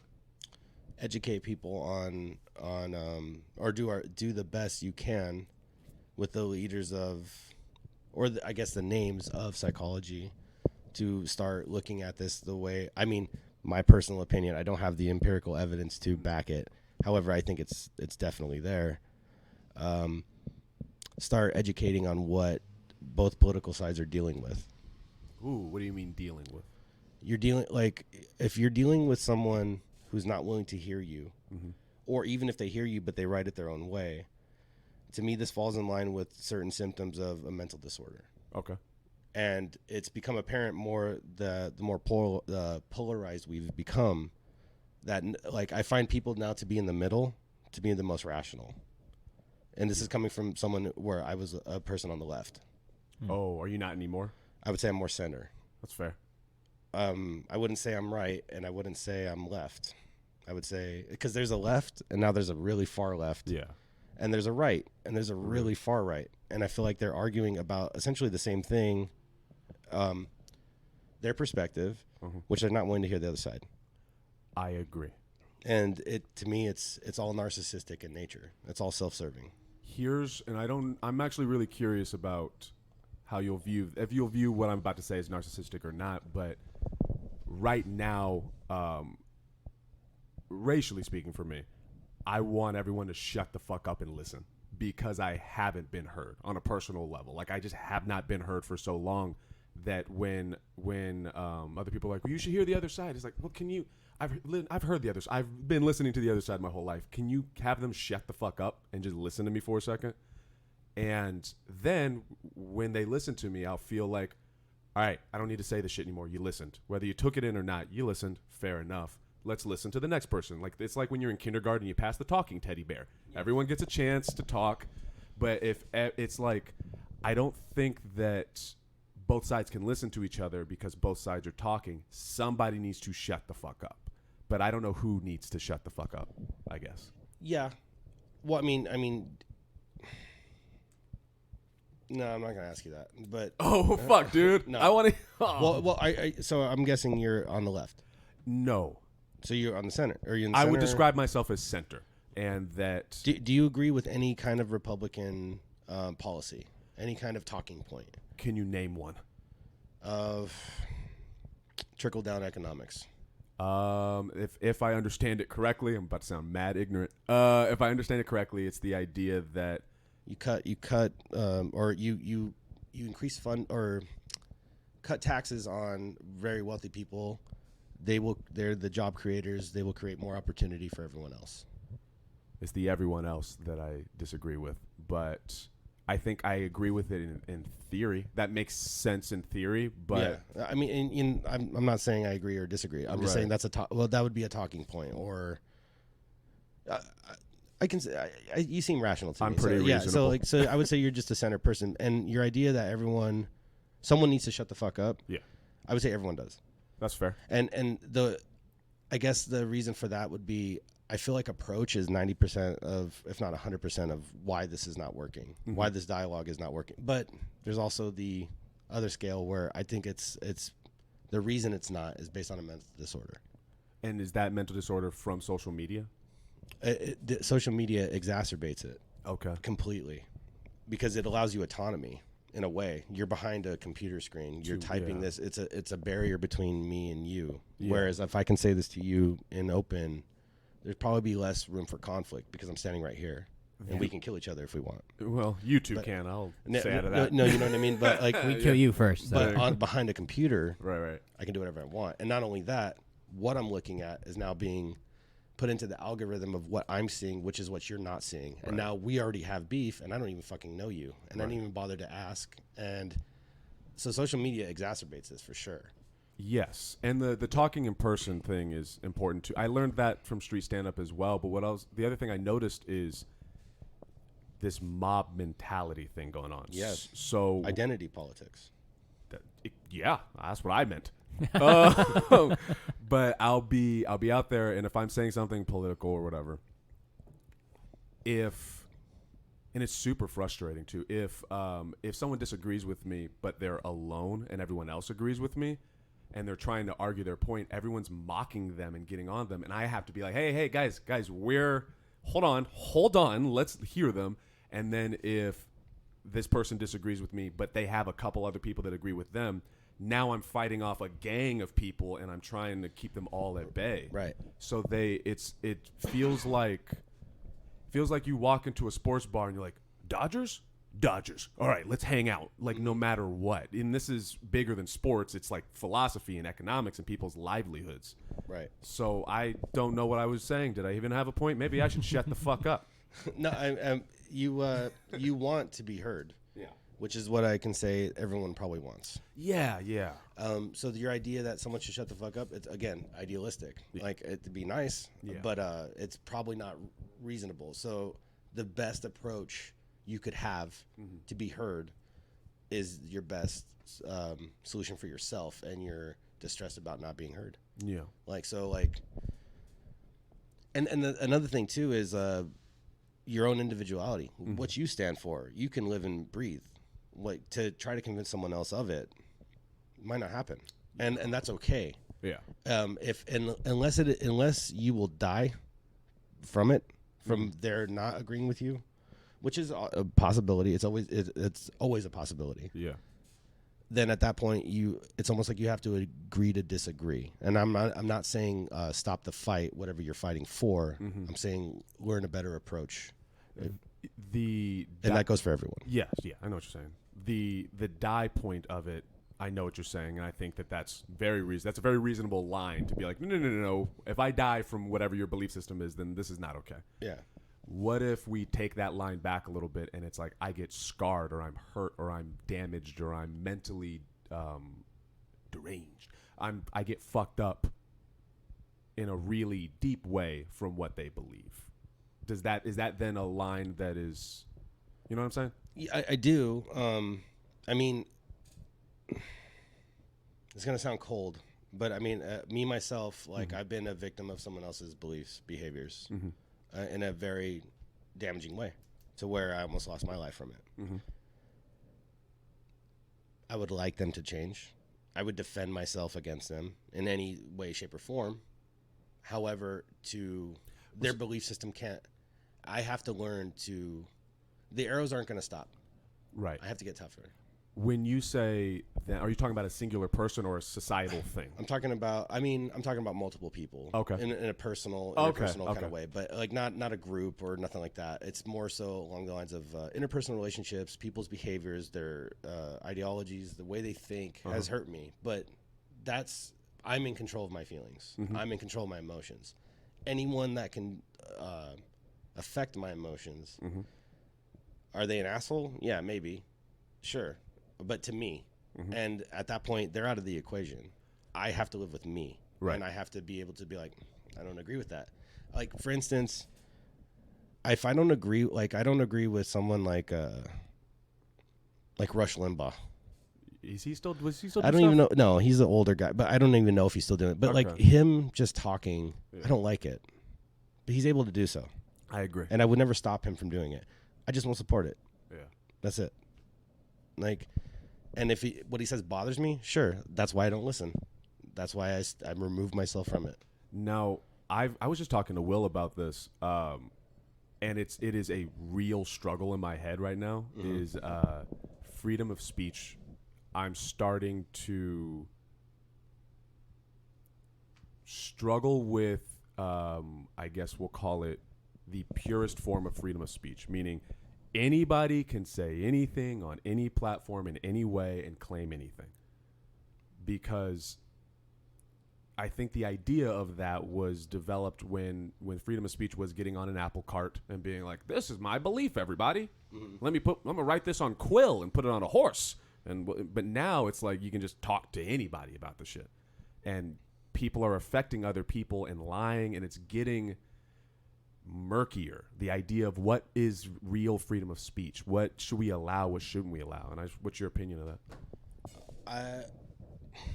I think I'm not sure exactly what it says as far as the actual what's written, but from my understanding, it's you have freedom of speech up until where you incite genocide or harm. Okay, I think that's it. I don't know am I wrong or that sounds right. Sounds like for instance, anyone can say anything. I don't like Chinese people. Sure.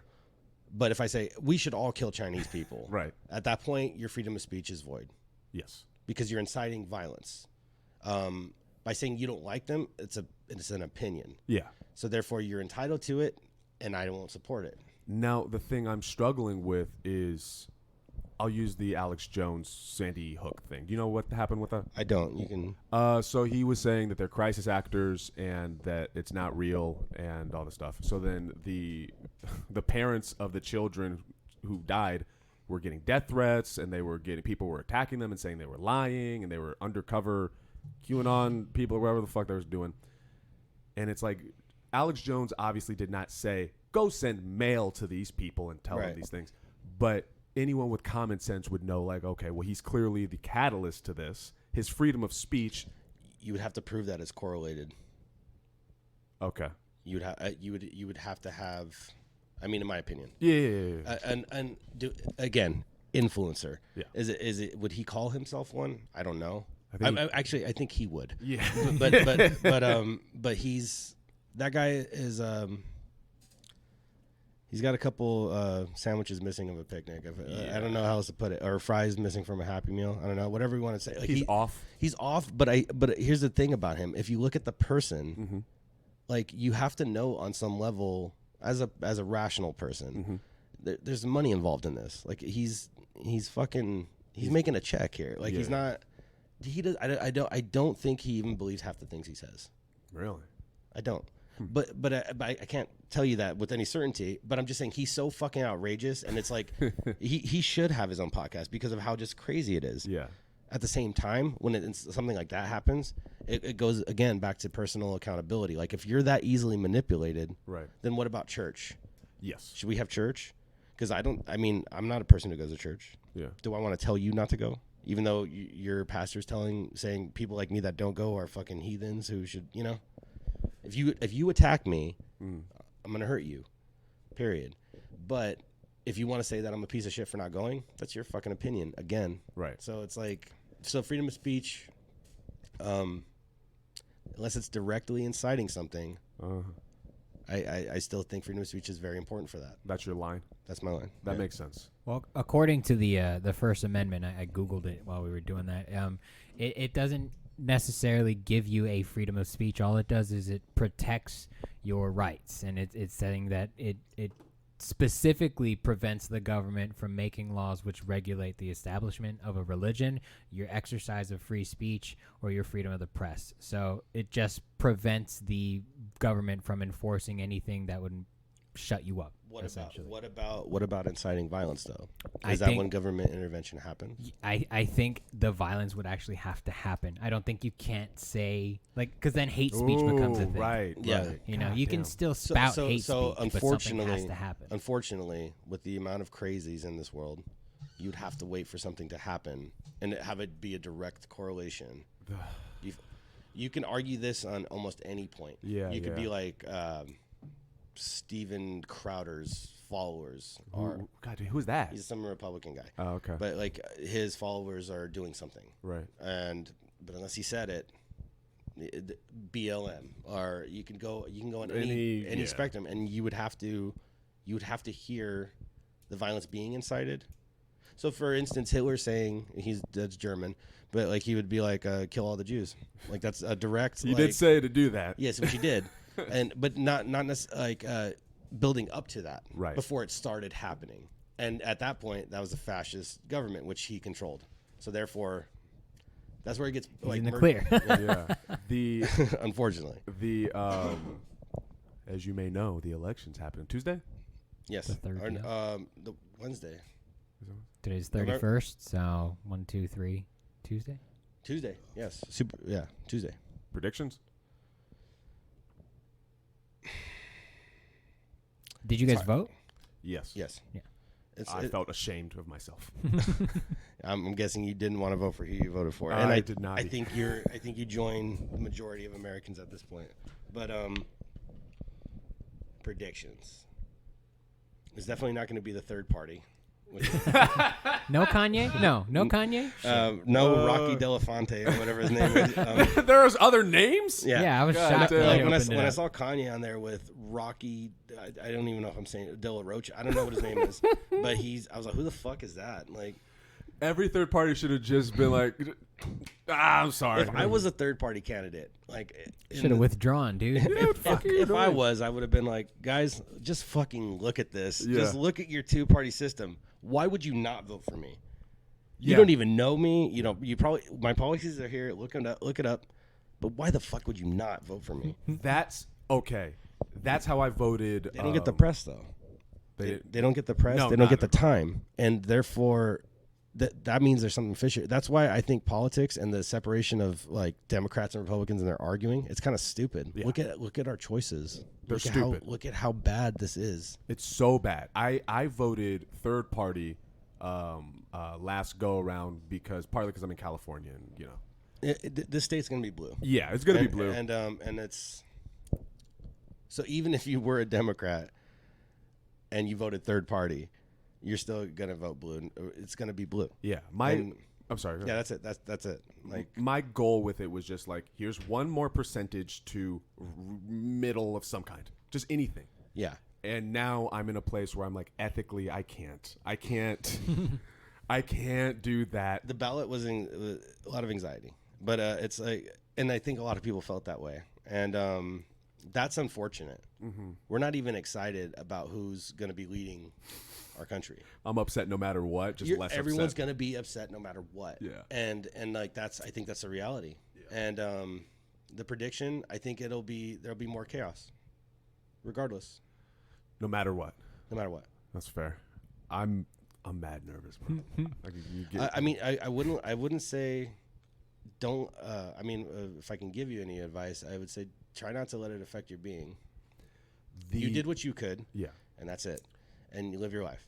Find balance. This is the thing that I think makes me so mad is I don't feel like these people. What do you mean, these people? What do you mean? What are you talking about me? You know what I mean. But I don't feel like I feel as though there is a good deal of people in this country who will not let me be. They won't let me. Like when I'm focused on me and I'm trying to be in my little bubble, they're getting in my bubble, and it's like, guys, believe what you want. You don't like me, cool. You want to call me a nigger, fine, whatever. Just leave me alone.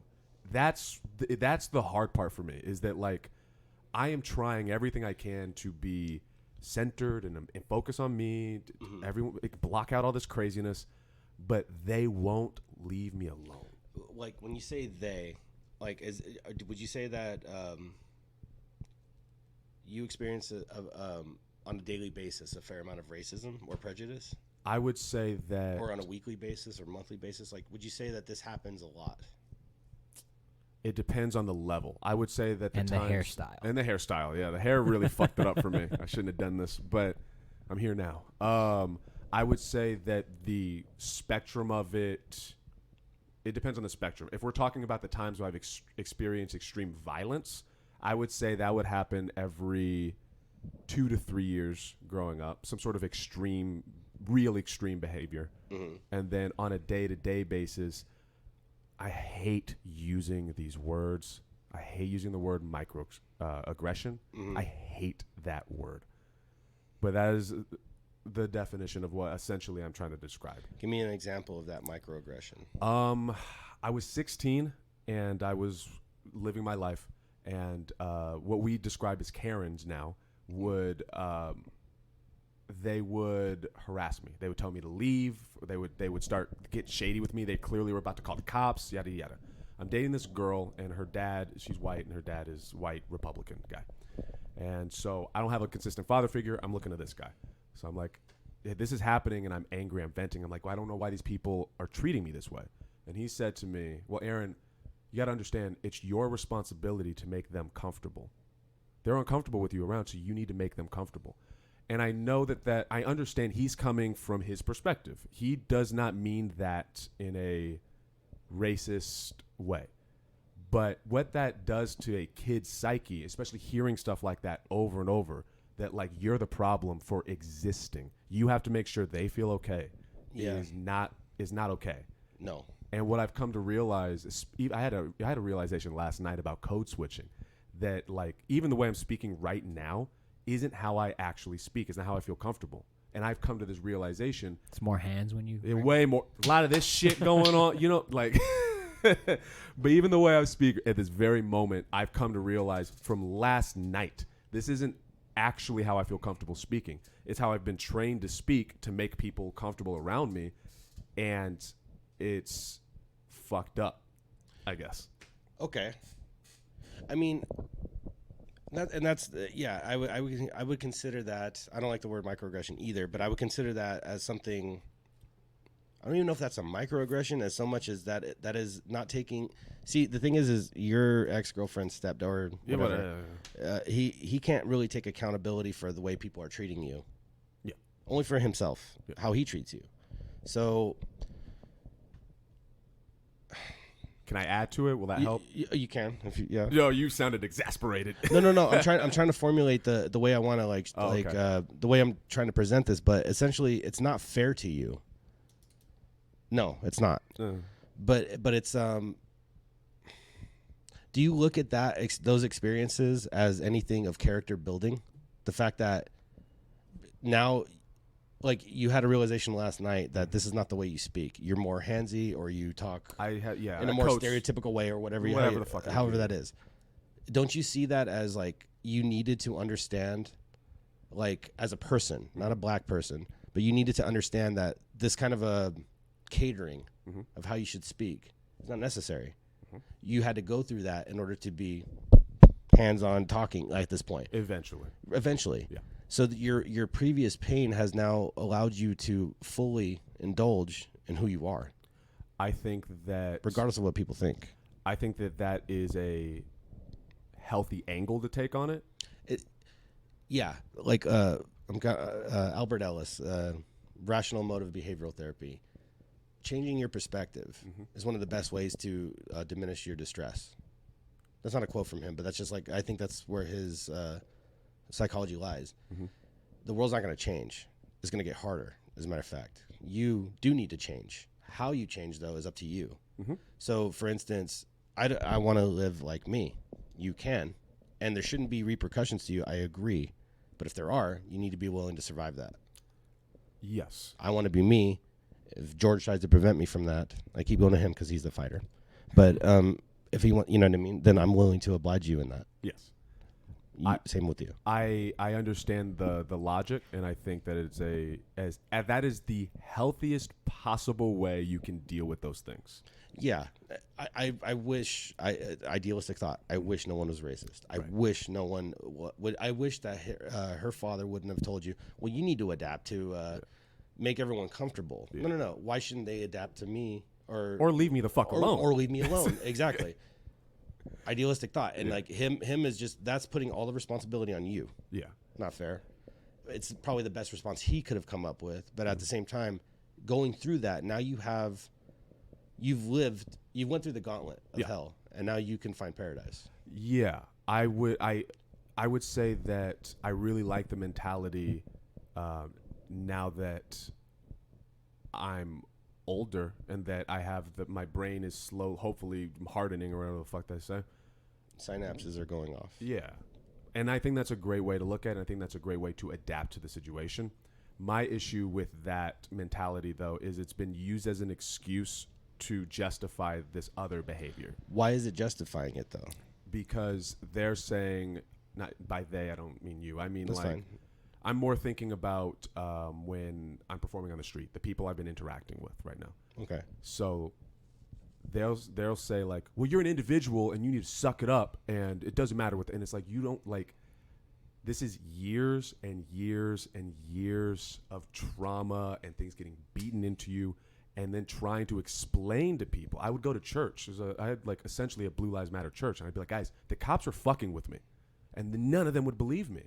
And yeah, I'm identity politics, group politics. Yes. They all had friends and family and whatever. They have vested interest in not agreeing with you. Yeah, and I'm trying to explain to them like this. They're fucking with me, and it's dangerous and it's scary, and they wouldn't believe me.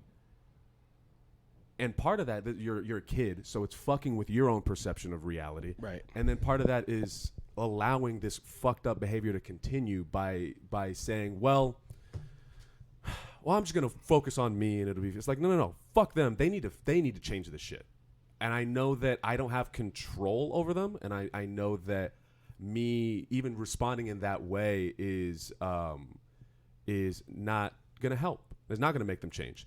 But I'm like at a point where I'm fed up. I'm tired. I'm done. I'm done with being patient with these people. And it's like if you can't see at this point, there's a fucking problem that needs to change. I don't know what to tell you.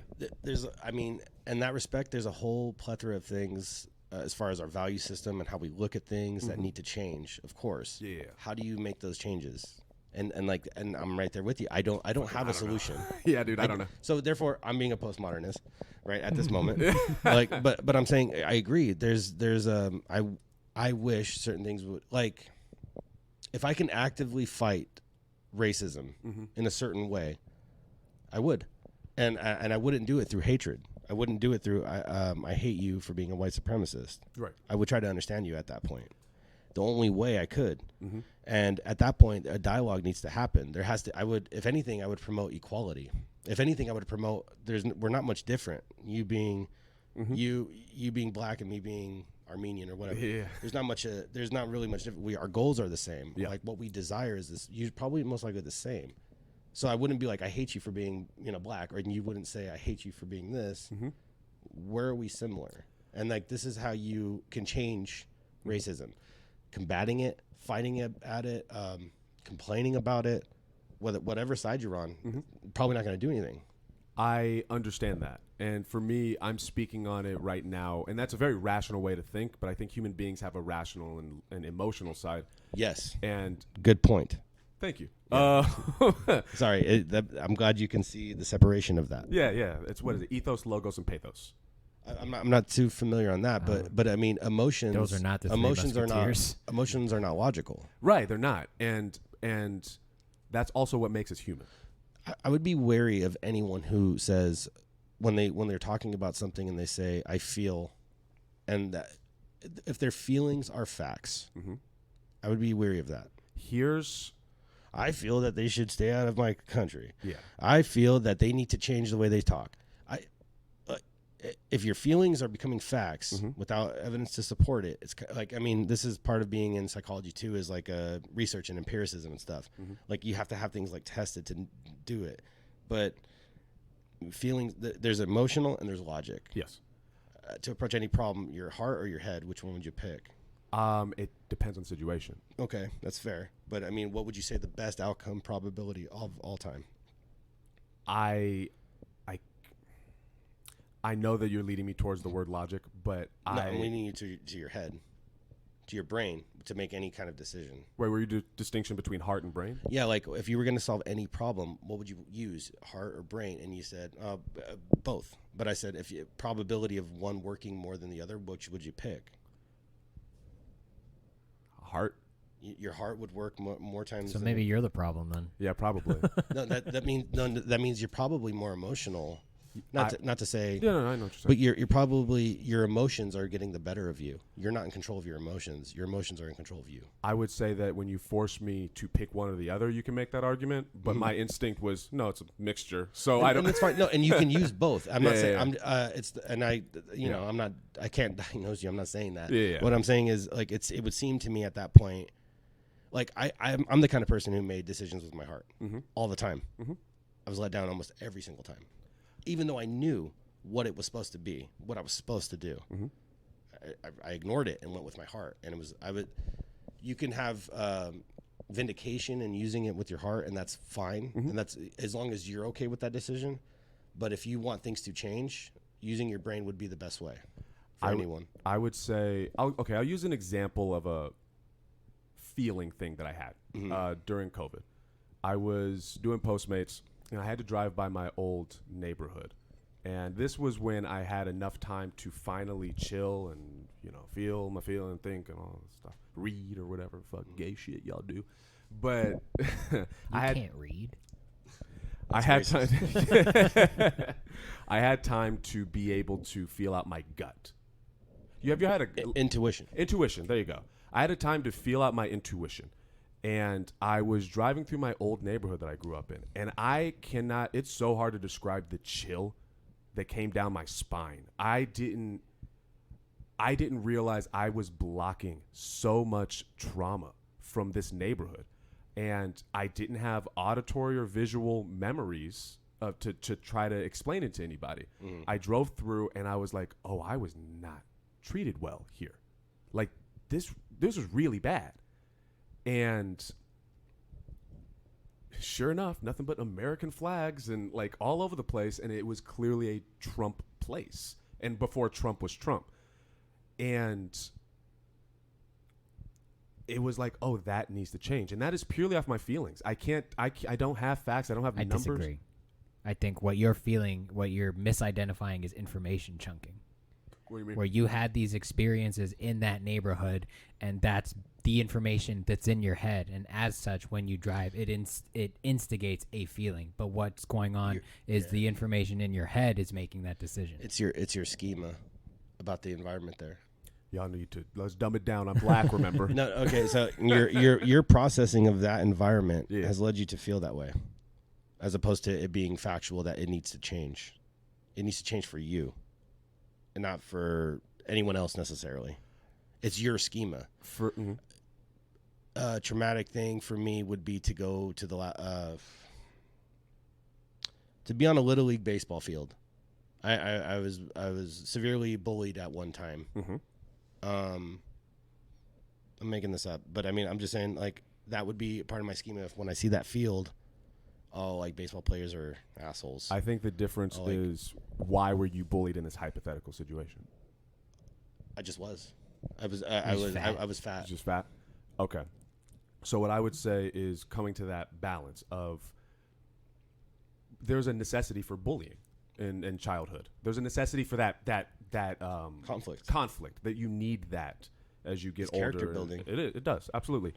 And then it goes way too far, and then people get hurt or killed or scarred in a way that's not okay. But because that is you said it was necessary. Within reason. But why is it necessary? It's necessary to understand conflict and how to deal with conflict as a child. Right. Why would you need that early on like that? Because when you get older, there's still going to be conflict.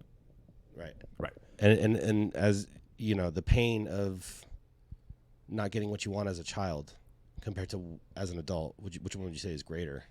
What do you mean? Like, as a child, do you remember that when your mom or whoever like refused you something and you maybe cried or had a tantrum or something along those lines? But think about like the girl that you wanted in high school and like how that affected you, but you didn't get her, or the friend that you lost in college, or whatever happens in the future. As an adult, it gets worse. It's going to proceedingly get worse. That's why you need that experience of conflict in the beginning. It's ironically, it's been way worse as a kid. It got way better as an adult because I had fucking autonomy. I can make decisions now. I can have a car. I have a job. I can do things. Okay. That's interesting. And I guess what I was trying to say is like the way I felt about things as a kid, I can't even remember. But how I felt as a young adult, I can remember those pains. I can remember those growing pains of my 20s. It's interesting. For me, it was way worse as a kid. You may have had a more traumatic childhood than me. Well, and that's go to therapy, hopefully. Yeah. That's why he brought you here. No. Hey, dude, this is all a trick to get you here. I'm not a therapist, man. He can't afford one either. So it's perfect. Well, I'll talk to you for free. Right. But it's funny because the frustrating. Oh yeah. You go take a break. I can talk to him. You're fine. Because he's got issues. Yeah, so many. Save the question. All right. So Hi, George. No, I think what our problem in society overall is like, it's a critical thinking issue. It's on both sides, left, right, center. Everyone across the board has a critical thinking problem. And what COVID has granted us, the silverest of silver linings, is this moment of silence where you do have to be introspective, but it's hard.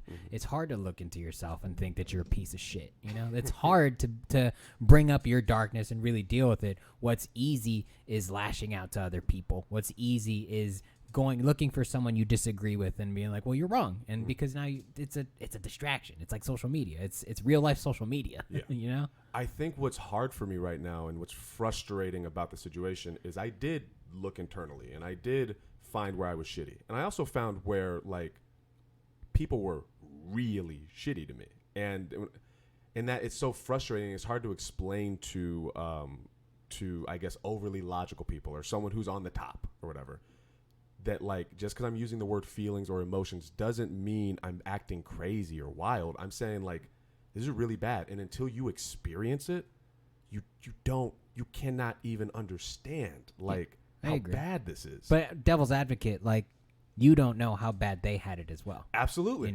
So. And I acknowledge that. I always say, like, sorry, I don't mean to cut you off. No. I was just going back to the critical thinking issue. That's all it is. But the what's upsetting is, I'll use going to church, for example. I would always acknowledge their perspective. They would never acknowledge, like, oh, maybe he is getting fucked with. Then I started dating one of the girls in the church, and she was sinner. Fucking sinner. I know she was white and everything. But it's white. It didn't like you, bro. I started dating her, and she was on their side, and then hung out with me, and then all of a sudden we're getting. Well, she's really dealing with. I've never been pulled over so many times. Yeah, I've never and the cops would fuck with us, and she would start talking back. Like I would put my head, yes sir, no sir, I wouldn't. Yeah, she was like practicing to be a Karen, and she was, look, where is your manager? Where's your officer? Whatever the fuck, your chief of police. Fucking bitches always want to talk when shit's going on. And so but in interacting and seeing it and fucking feeling it. You should have Aaron Chase ride-alongs. That's what you should do. Be like, no, just come hang out with me for an hour, bro. Because then it's different, But again, I think, unfortunately, the internet's given the world an outlet, and it's an outlet that has no prerequisite. The internet's this wild west of like, you can talk to anyone you want, you can say anything you want, and it is a great freedom, but on the other end, it's a double-edged sword of like, it becomes an echo chamber of stupidity, and stupid people don't know that they're stupid. Yep. Dunning-Kruger effect? I don't know. Is that what that's called? I think that's called. Yeah. Where someone's so dumb that they think they're smart, and then smart people realize that they're not as smart as they think they are. Yeah. Unfortunately, that's a lot of people. Could that be the same as an inflated sense of self? Who dumb people? Yeah. Probably. Like, I mean, if I think I'm right and I keep saying it, even though logic and a logical counter argument doesn't dissuade me. Mm-hmm. That's what I think. I think that's what we're seeing now. It's an inflated sense of self-ego. Yeah, I can't be wrong. I think a lot of people have a problem with really actually doing research, because now people don't know how to get information. They don't know how to verify information. They don't know how to think critically and unobjectively or objectively about an opinion or a theory or anything. And they just, I would say a large amount of people that interact on the internet think that researching is on social media, and it's like a toxic. Research is boring, place. And you can research is boring, super boring. But see, here's what I would say to you: someone as passionate about the things you've been talking to me about, it's not boring. That should be enticing to you. Oh, when I say that, I mean the dryness of real, honest to God college research. Mm-hmm. Like I went to college and I did research, and the act of it is boring. Oh no, yeah, I could see that. But like, if you want to be able to argue, you have to know what you're arguing against. You have to know their point of view. Mm-hmm. Like, you have to understand that. So what George is saying, as far as most people think research is on being on social media and just looking at someone, and essentially they just regurgitate that. Mm-hmm. So that would be a lack of identity. I'm listening to someone else to, without filtering it through my person or anything. It's just, oh, he said that. I like him, so I'm gonna say this now, and this is what I am. like it's an inflated sense of self, and it's a lack of an identity. Yeah. I think we should ship. Everyone should have to spend a week in like a cave by themselves Be healthy. for nothing. What an idealistic thought. You fucking Antifa. What is it? You Marxist. You postmodern. I'll be postmodern. I'll ship you guys out myself. Like, no, and all of these things I'm expressing, is stuff that like internally I've accepted that these people are going to wait. It is what it is. You have anecdotal evidence. Yep. Your own personal. I have my own personal experience, which you can attribute to, I'm sure, other black people, but I'm sure you can attribute it to Latin people or white people too. Absolutely. Yeah. And the problem that I'm seeing here is, I would say in the black community, there's a tradition of every generation fights so that the next generation has it at least a little better. And that's how I feel. It's like, look, I am going to do my internal searching, and I need to be healthy and reasonable as a person individually. But God damn it, I am not going to stop or let up or let these fucking people fuck with the next generation in the way that they fucked with me. I'm not going to let them do that. I'm going to talk back, and I'm going to say, fuck you, if we really get to that point. Right there. So would you agree that that's the best approach? No, I don't give a shit. Well, then, so since you know that hasn't been the case for you, as far as your traumatic experiences, the way you choose to combat that, how is that going to be beneficial to your children? So there's two things. First thing is I don't want to have kids. No, I'm kidding. What the fuck are you talking about? Fuck the generation. There's two things. And the first thing is I have in many ways done and I still do it actually. I'm speaking hyperbolically because that's just how I speak. George knows. But I have done the empathy, quiet, calm, logic, statistics. I've done those things. I've also done the, hey, fuck you. I've done both. And what I realized was it didn't matter either way. It didn't. I have the amount of times where I've been like, I understand your perspective. Here's where I'm coming from. And they're like, no. That's anecdotal. It doesn't make any sense. It's whatever. They're not saying you're doing that. But like they get, and it's like, you're not going to listen. I'm still going to talk because I'm a hard-headed fucking idiot and I'm a loudmouth. And that's who I am as a person. Okay. So I'm going to be me. Fuck you is how I do it. And that person, the one you just described, seems like a loudmouth. Yeah. Seems like a stubborn. Yeah. You're combating it with the same ferocity. But I don't have the best solution. The only thing I could say, though, is rather than point out the differences, point out the similarities. Because it seems like the differences is the devil in this equation. So the similarities, and I'm speaking specifically about older, affluent white dudes. It's very specific. Middle class white dudes. Middle to upper middle class white dudes. Older, specifically. And how do these confrontations? Is it just the fact that you're black? It is that I think that they've perceived the world in such a way through media that allows them to feel as though they are the protagonist of the world. We all look at our world as like we're all the heroes of our own story, right? But the media has presented them as the real heroes of the story. You would say the media has done that? Absolutely, man. The media has historically, yeah. Would you say okay? I'm trying to understand that though, because like to me, they've been painted as the villain at this point. So, which in your world they are. They're the ones. No, I don't think they're. I think they're anti-heroes. How are they heroes in general though? Anti-heroes. Okay. Like Walter White. Okay. Meaning I understand where they're coming from, but a lot of the stuff they're doing through where they're coming from is hurting other people. But if you're to look at the history of film, first off, black people and like women and shit weren't even Mexicans. All of us, we weren't allowed to even be in the movies. Yeah, you can straight slap a bitch in a movie. Yeah, hard. Yo, I've been watching some film favorites with Bryce. Has been a fascinating learning experience. Yeah. So then you got the 1900s up until I think the first black dude in a movie that wasn't in blackface was probably in the 50s. No, there's a black dude. He plays the piano in Casablanca. Oh, good for him. Gone with the Wind. Yeah, again, I don't know. I don't know. I think the problem with it though is like it's easier to complain and it's harder to be compassionate. Yes. And it's an uphill battle, and no one wants to put in the work because the other guy's not putting in the work. Yes, I understand all that. And by the way, I'm going to switch into the other side of how I view things. I have the utmost compassion for the people that I'm very angry with. I understand that they don't understand. They didn't live my life. They're not coming at it from my perspective. They have lived a life where, and this is to go to the media thing, a film. If you watch films and you watch who's the main guy, who is the protagonist, who's the person who's saving the day, who is the person who this is coming from.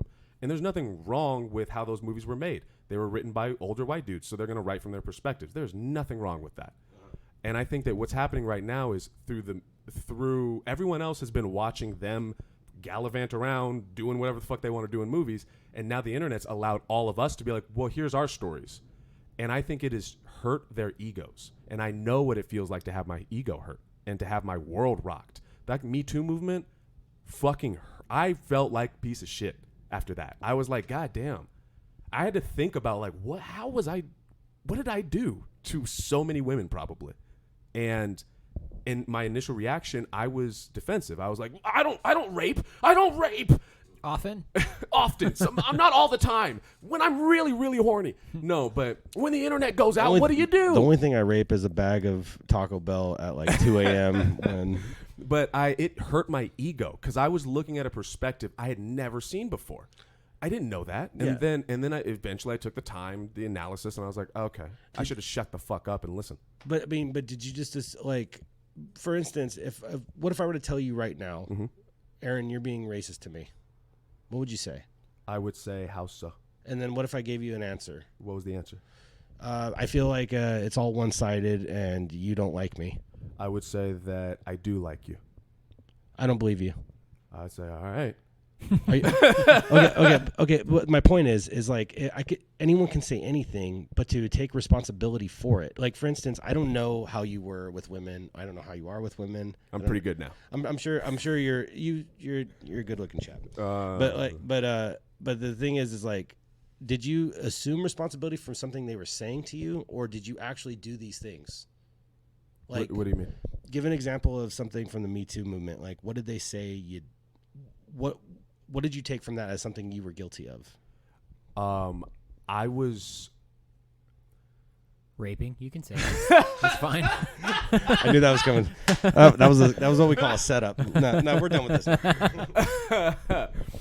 I'll give you an example. That is going to be real with you. It's very hard for me to say, and it's embarrassing. If you don't want to, that's up to you. I know, bitch, nigga. No. There's this girl. We are friends, and we were whatever. But we were dating in high school and a little bit of college. And she told, when this all was coming out, she was like, yeah, there was a time when apparently we were like sleeping, and I was like, I just wanted to have sex or whatever. And so I was basically like be like, oh, let's have sex. And I don't remember. I don't remember this situation because it didn't mean anything to me. But she does. But she remembers. And she was like, no, I didn't feel comfortable. And in my head, in my perspective, at no point did I ever think I was making her uncomfortable. Had you done this before? What do you mean? With her? Like, is it a normal thing where you wake up, you're horny, and you want to have sex with her? Have you done it before is what I'm saying. Maybe. I don't know.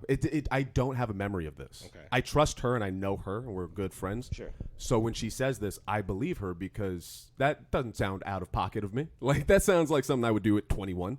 Mm-hmm. And so it was like, okay, there's a perspective here that I was unaware of. I should sit down and listen to it. There's a lot of times where it's wrong. There's a lot of times where it's overblown, exaggerated. There's lies that happen.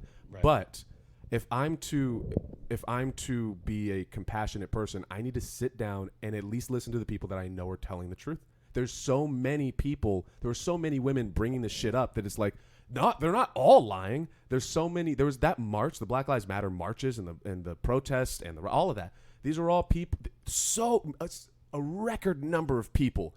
You think we're all lying and bullshitting right now? Like, this is no joke. And what's frustrating is like, I can acknowledge that that I don't think white people are evil. I don't think if you're an old white dude and you're rich, you're a bad person inherently. but they're doing a lot of fucked up stuff, whether they realize it or not. And we're all finally having a voice. Can they just sit down and listen? No. I would. I wish everyone would listen. They're not. To everyone. I mean, at least hear you out. I wish everyone would have the capacity to do so. Yeah. What we're talking about, back to that statement, an inflated sense of self and a lack of an identity. The You movie. don't have the character to listen to you. Yeah. I've lived this long thinking this way. You're not going to convince me. Especially, I didn't do anything to you. Right. So therefore, I take no accountability for anything else. This is the movie thing that I mean. Like, I've started to learn this from film favorites, guys. Another podcast on the Buddies. No, but my friend's been showing me his movie list. Yeah. And it ranges from the 20s till now. And I've been watching this pattern of, like, if you think you're the hero, you can do no wrong in your own head. Like, when you think back, if you were to go back from 2000, you remember American Pie? Yeah. Yes. Okay. Have you watched it recently? It's gross. I only watched the part where the pie comes out. Fair enough. That's the good part. Fair The enough. first 10 minutes. Yo, this shit it's fucked up. I remember being a kid watching it and being like, isn't it funny, guys? But, like, looking back and with the information we have now and all this stuff, it's rapey as shit. It's really not okay. Yeah. And this is what, and there's like 15 of those fucking things. This is what, There's a girl version too now. good for them. Yeah. Some like sorority club There's thing. a lot of pegging going on. I assume. So this is a perspective that has been presented to these young men and that they're growing up with. This is not their fault. This is what they're taking in. Of course This they're is gonna society Yeah. dictating first of all, what sells for the movie industry especially, but it's also the time. the time, yeah. And 1999, I think that was a movie. Yeah, and I acknowledge the time, and I acknowledge that you didn't own slaves. I acknowledge you have black friends. Cool, I acknowledge all that. Can you just listen? Yes, you've been heard. We hear you. We all hear you. Can you listen to us now? And I think that's a big part of this contention, is that everyone else has a voice now, and I think in many ways they're like, but we were the ones who had a voice. We don't want to listen to them. And there's I would say that's probably true, like for the most part. But there's also the I don't know if I'm sure you've considered this, but there's also the possibility that they listen to you and they don't agree. What do you mean? Like whatever you want to be listened to, like you've spoke to many people, you've had conversations. Mm-hmm. There's also the possibility that they just don't agree. Yeah. As opposed to just not listening. From their perspective, for how they interpret what you're saying, they just don't agree. Or they refuse to listen, which is, I think, worse. I would say probably refuse to listen because they think. Here's an ego thing. I was doing street stand up in Redlands. I was being an asshole and fucking around, and I was making fun of. It was just right after Stand By, Stand Back or whatever, and I was making fun of this. I said he looked like a lumberjack. This big, buff, beefy Trump guy. He had a hat on or whatever. Comes over and he's talking to me. I can even send you the video, I guess, if you want to see it. But he's talking to me, and he's very passionate. And he's like, "Look, I have black friends, and this is my Indian friend, and I'm not racist, and I don't hate women. I'm not." And he's like so upset, and I'm like, "All right, I'm just saying my life matters. All lives matter. Yeah, I know that. I'm saying my life matters because it doesn't feel like it right now, and I know that I'm using the word feel, but it doesn't seem to feel like it the way people are treating me. The fact that your reaction is so angry to me saying Black Lives Matter says something." Or that like people would say, why can't they protest peacefully? And then Colin Kaepernick kneels quietly, and that wasn't enough. It's like I'm coming to realize that it's ego. It's raw ego. Yeah, of course. I mean, and I would say that's true. Like it's raw ego, and it's also oh shit. I gotta pick up my girlfriend. No, we'll wrap this up soon then. Dude, I'm so fucked. Oh my god. No problem. All right. He looked at his phone right now, and he Well, let's close this up. We'll close do this soon. close on this. But like, ego, I think, is hard to get rid of. Jiu-jitsu is a good way to do it. You know, Yeah, comedy. humbles yourself. Comedy's a good way to do Go it. up on the stage for 10 minutes with no one laughing. Yeah. Also, before we end, I want to say I know I speak aggressively. It's just how I was raised. That's fine. Dude, I understand where you're coming from. No, of course. No, there's no disagreement here with Okay, you. cool. I'm, if anything, I'm just continuing a conversation. Fair enough. I got to go get her. Go, All right, go, get go her. get her. Where can we find you before you leave? Aaron Chase 91 on Instagram, Aaron Chase on TikTok, and I. Good. And then what about you, Paul? Where can they reach you? You can find me at Paul Missirlian on Instagram. That's Missirlian. That's how you say his name, Aaron. Just He said so it you right. know. He got it right finally now. After like 5 years. He's all Jesus. Paul Missirlian. Mr. You were right. He can't read.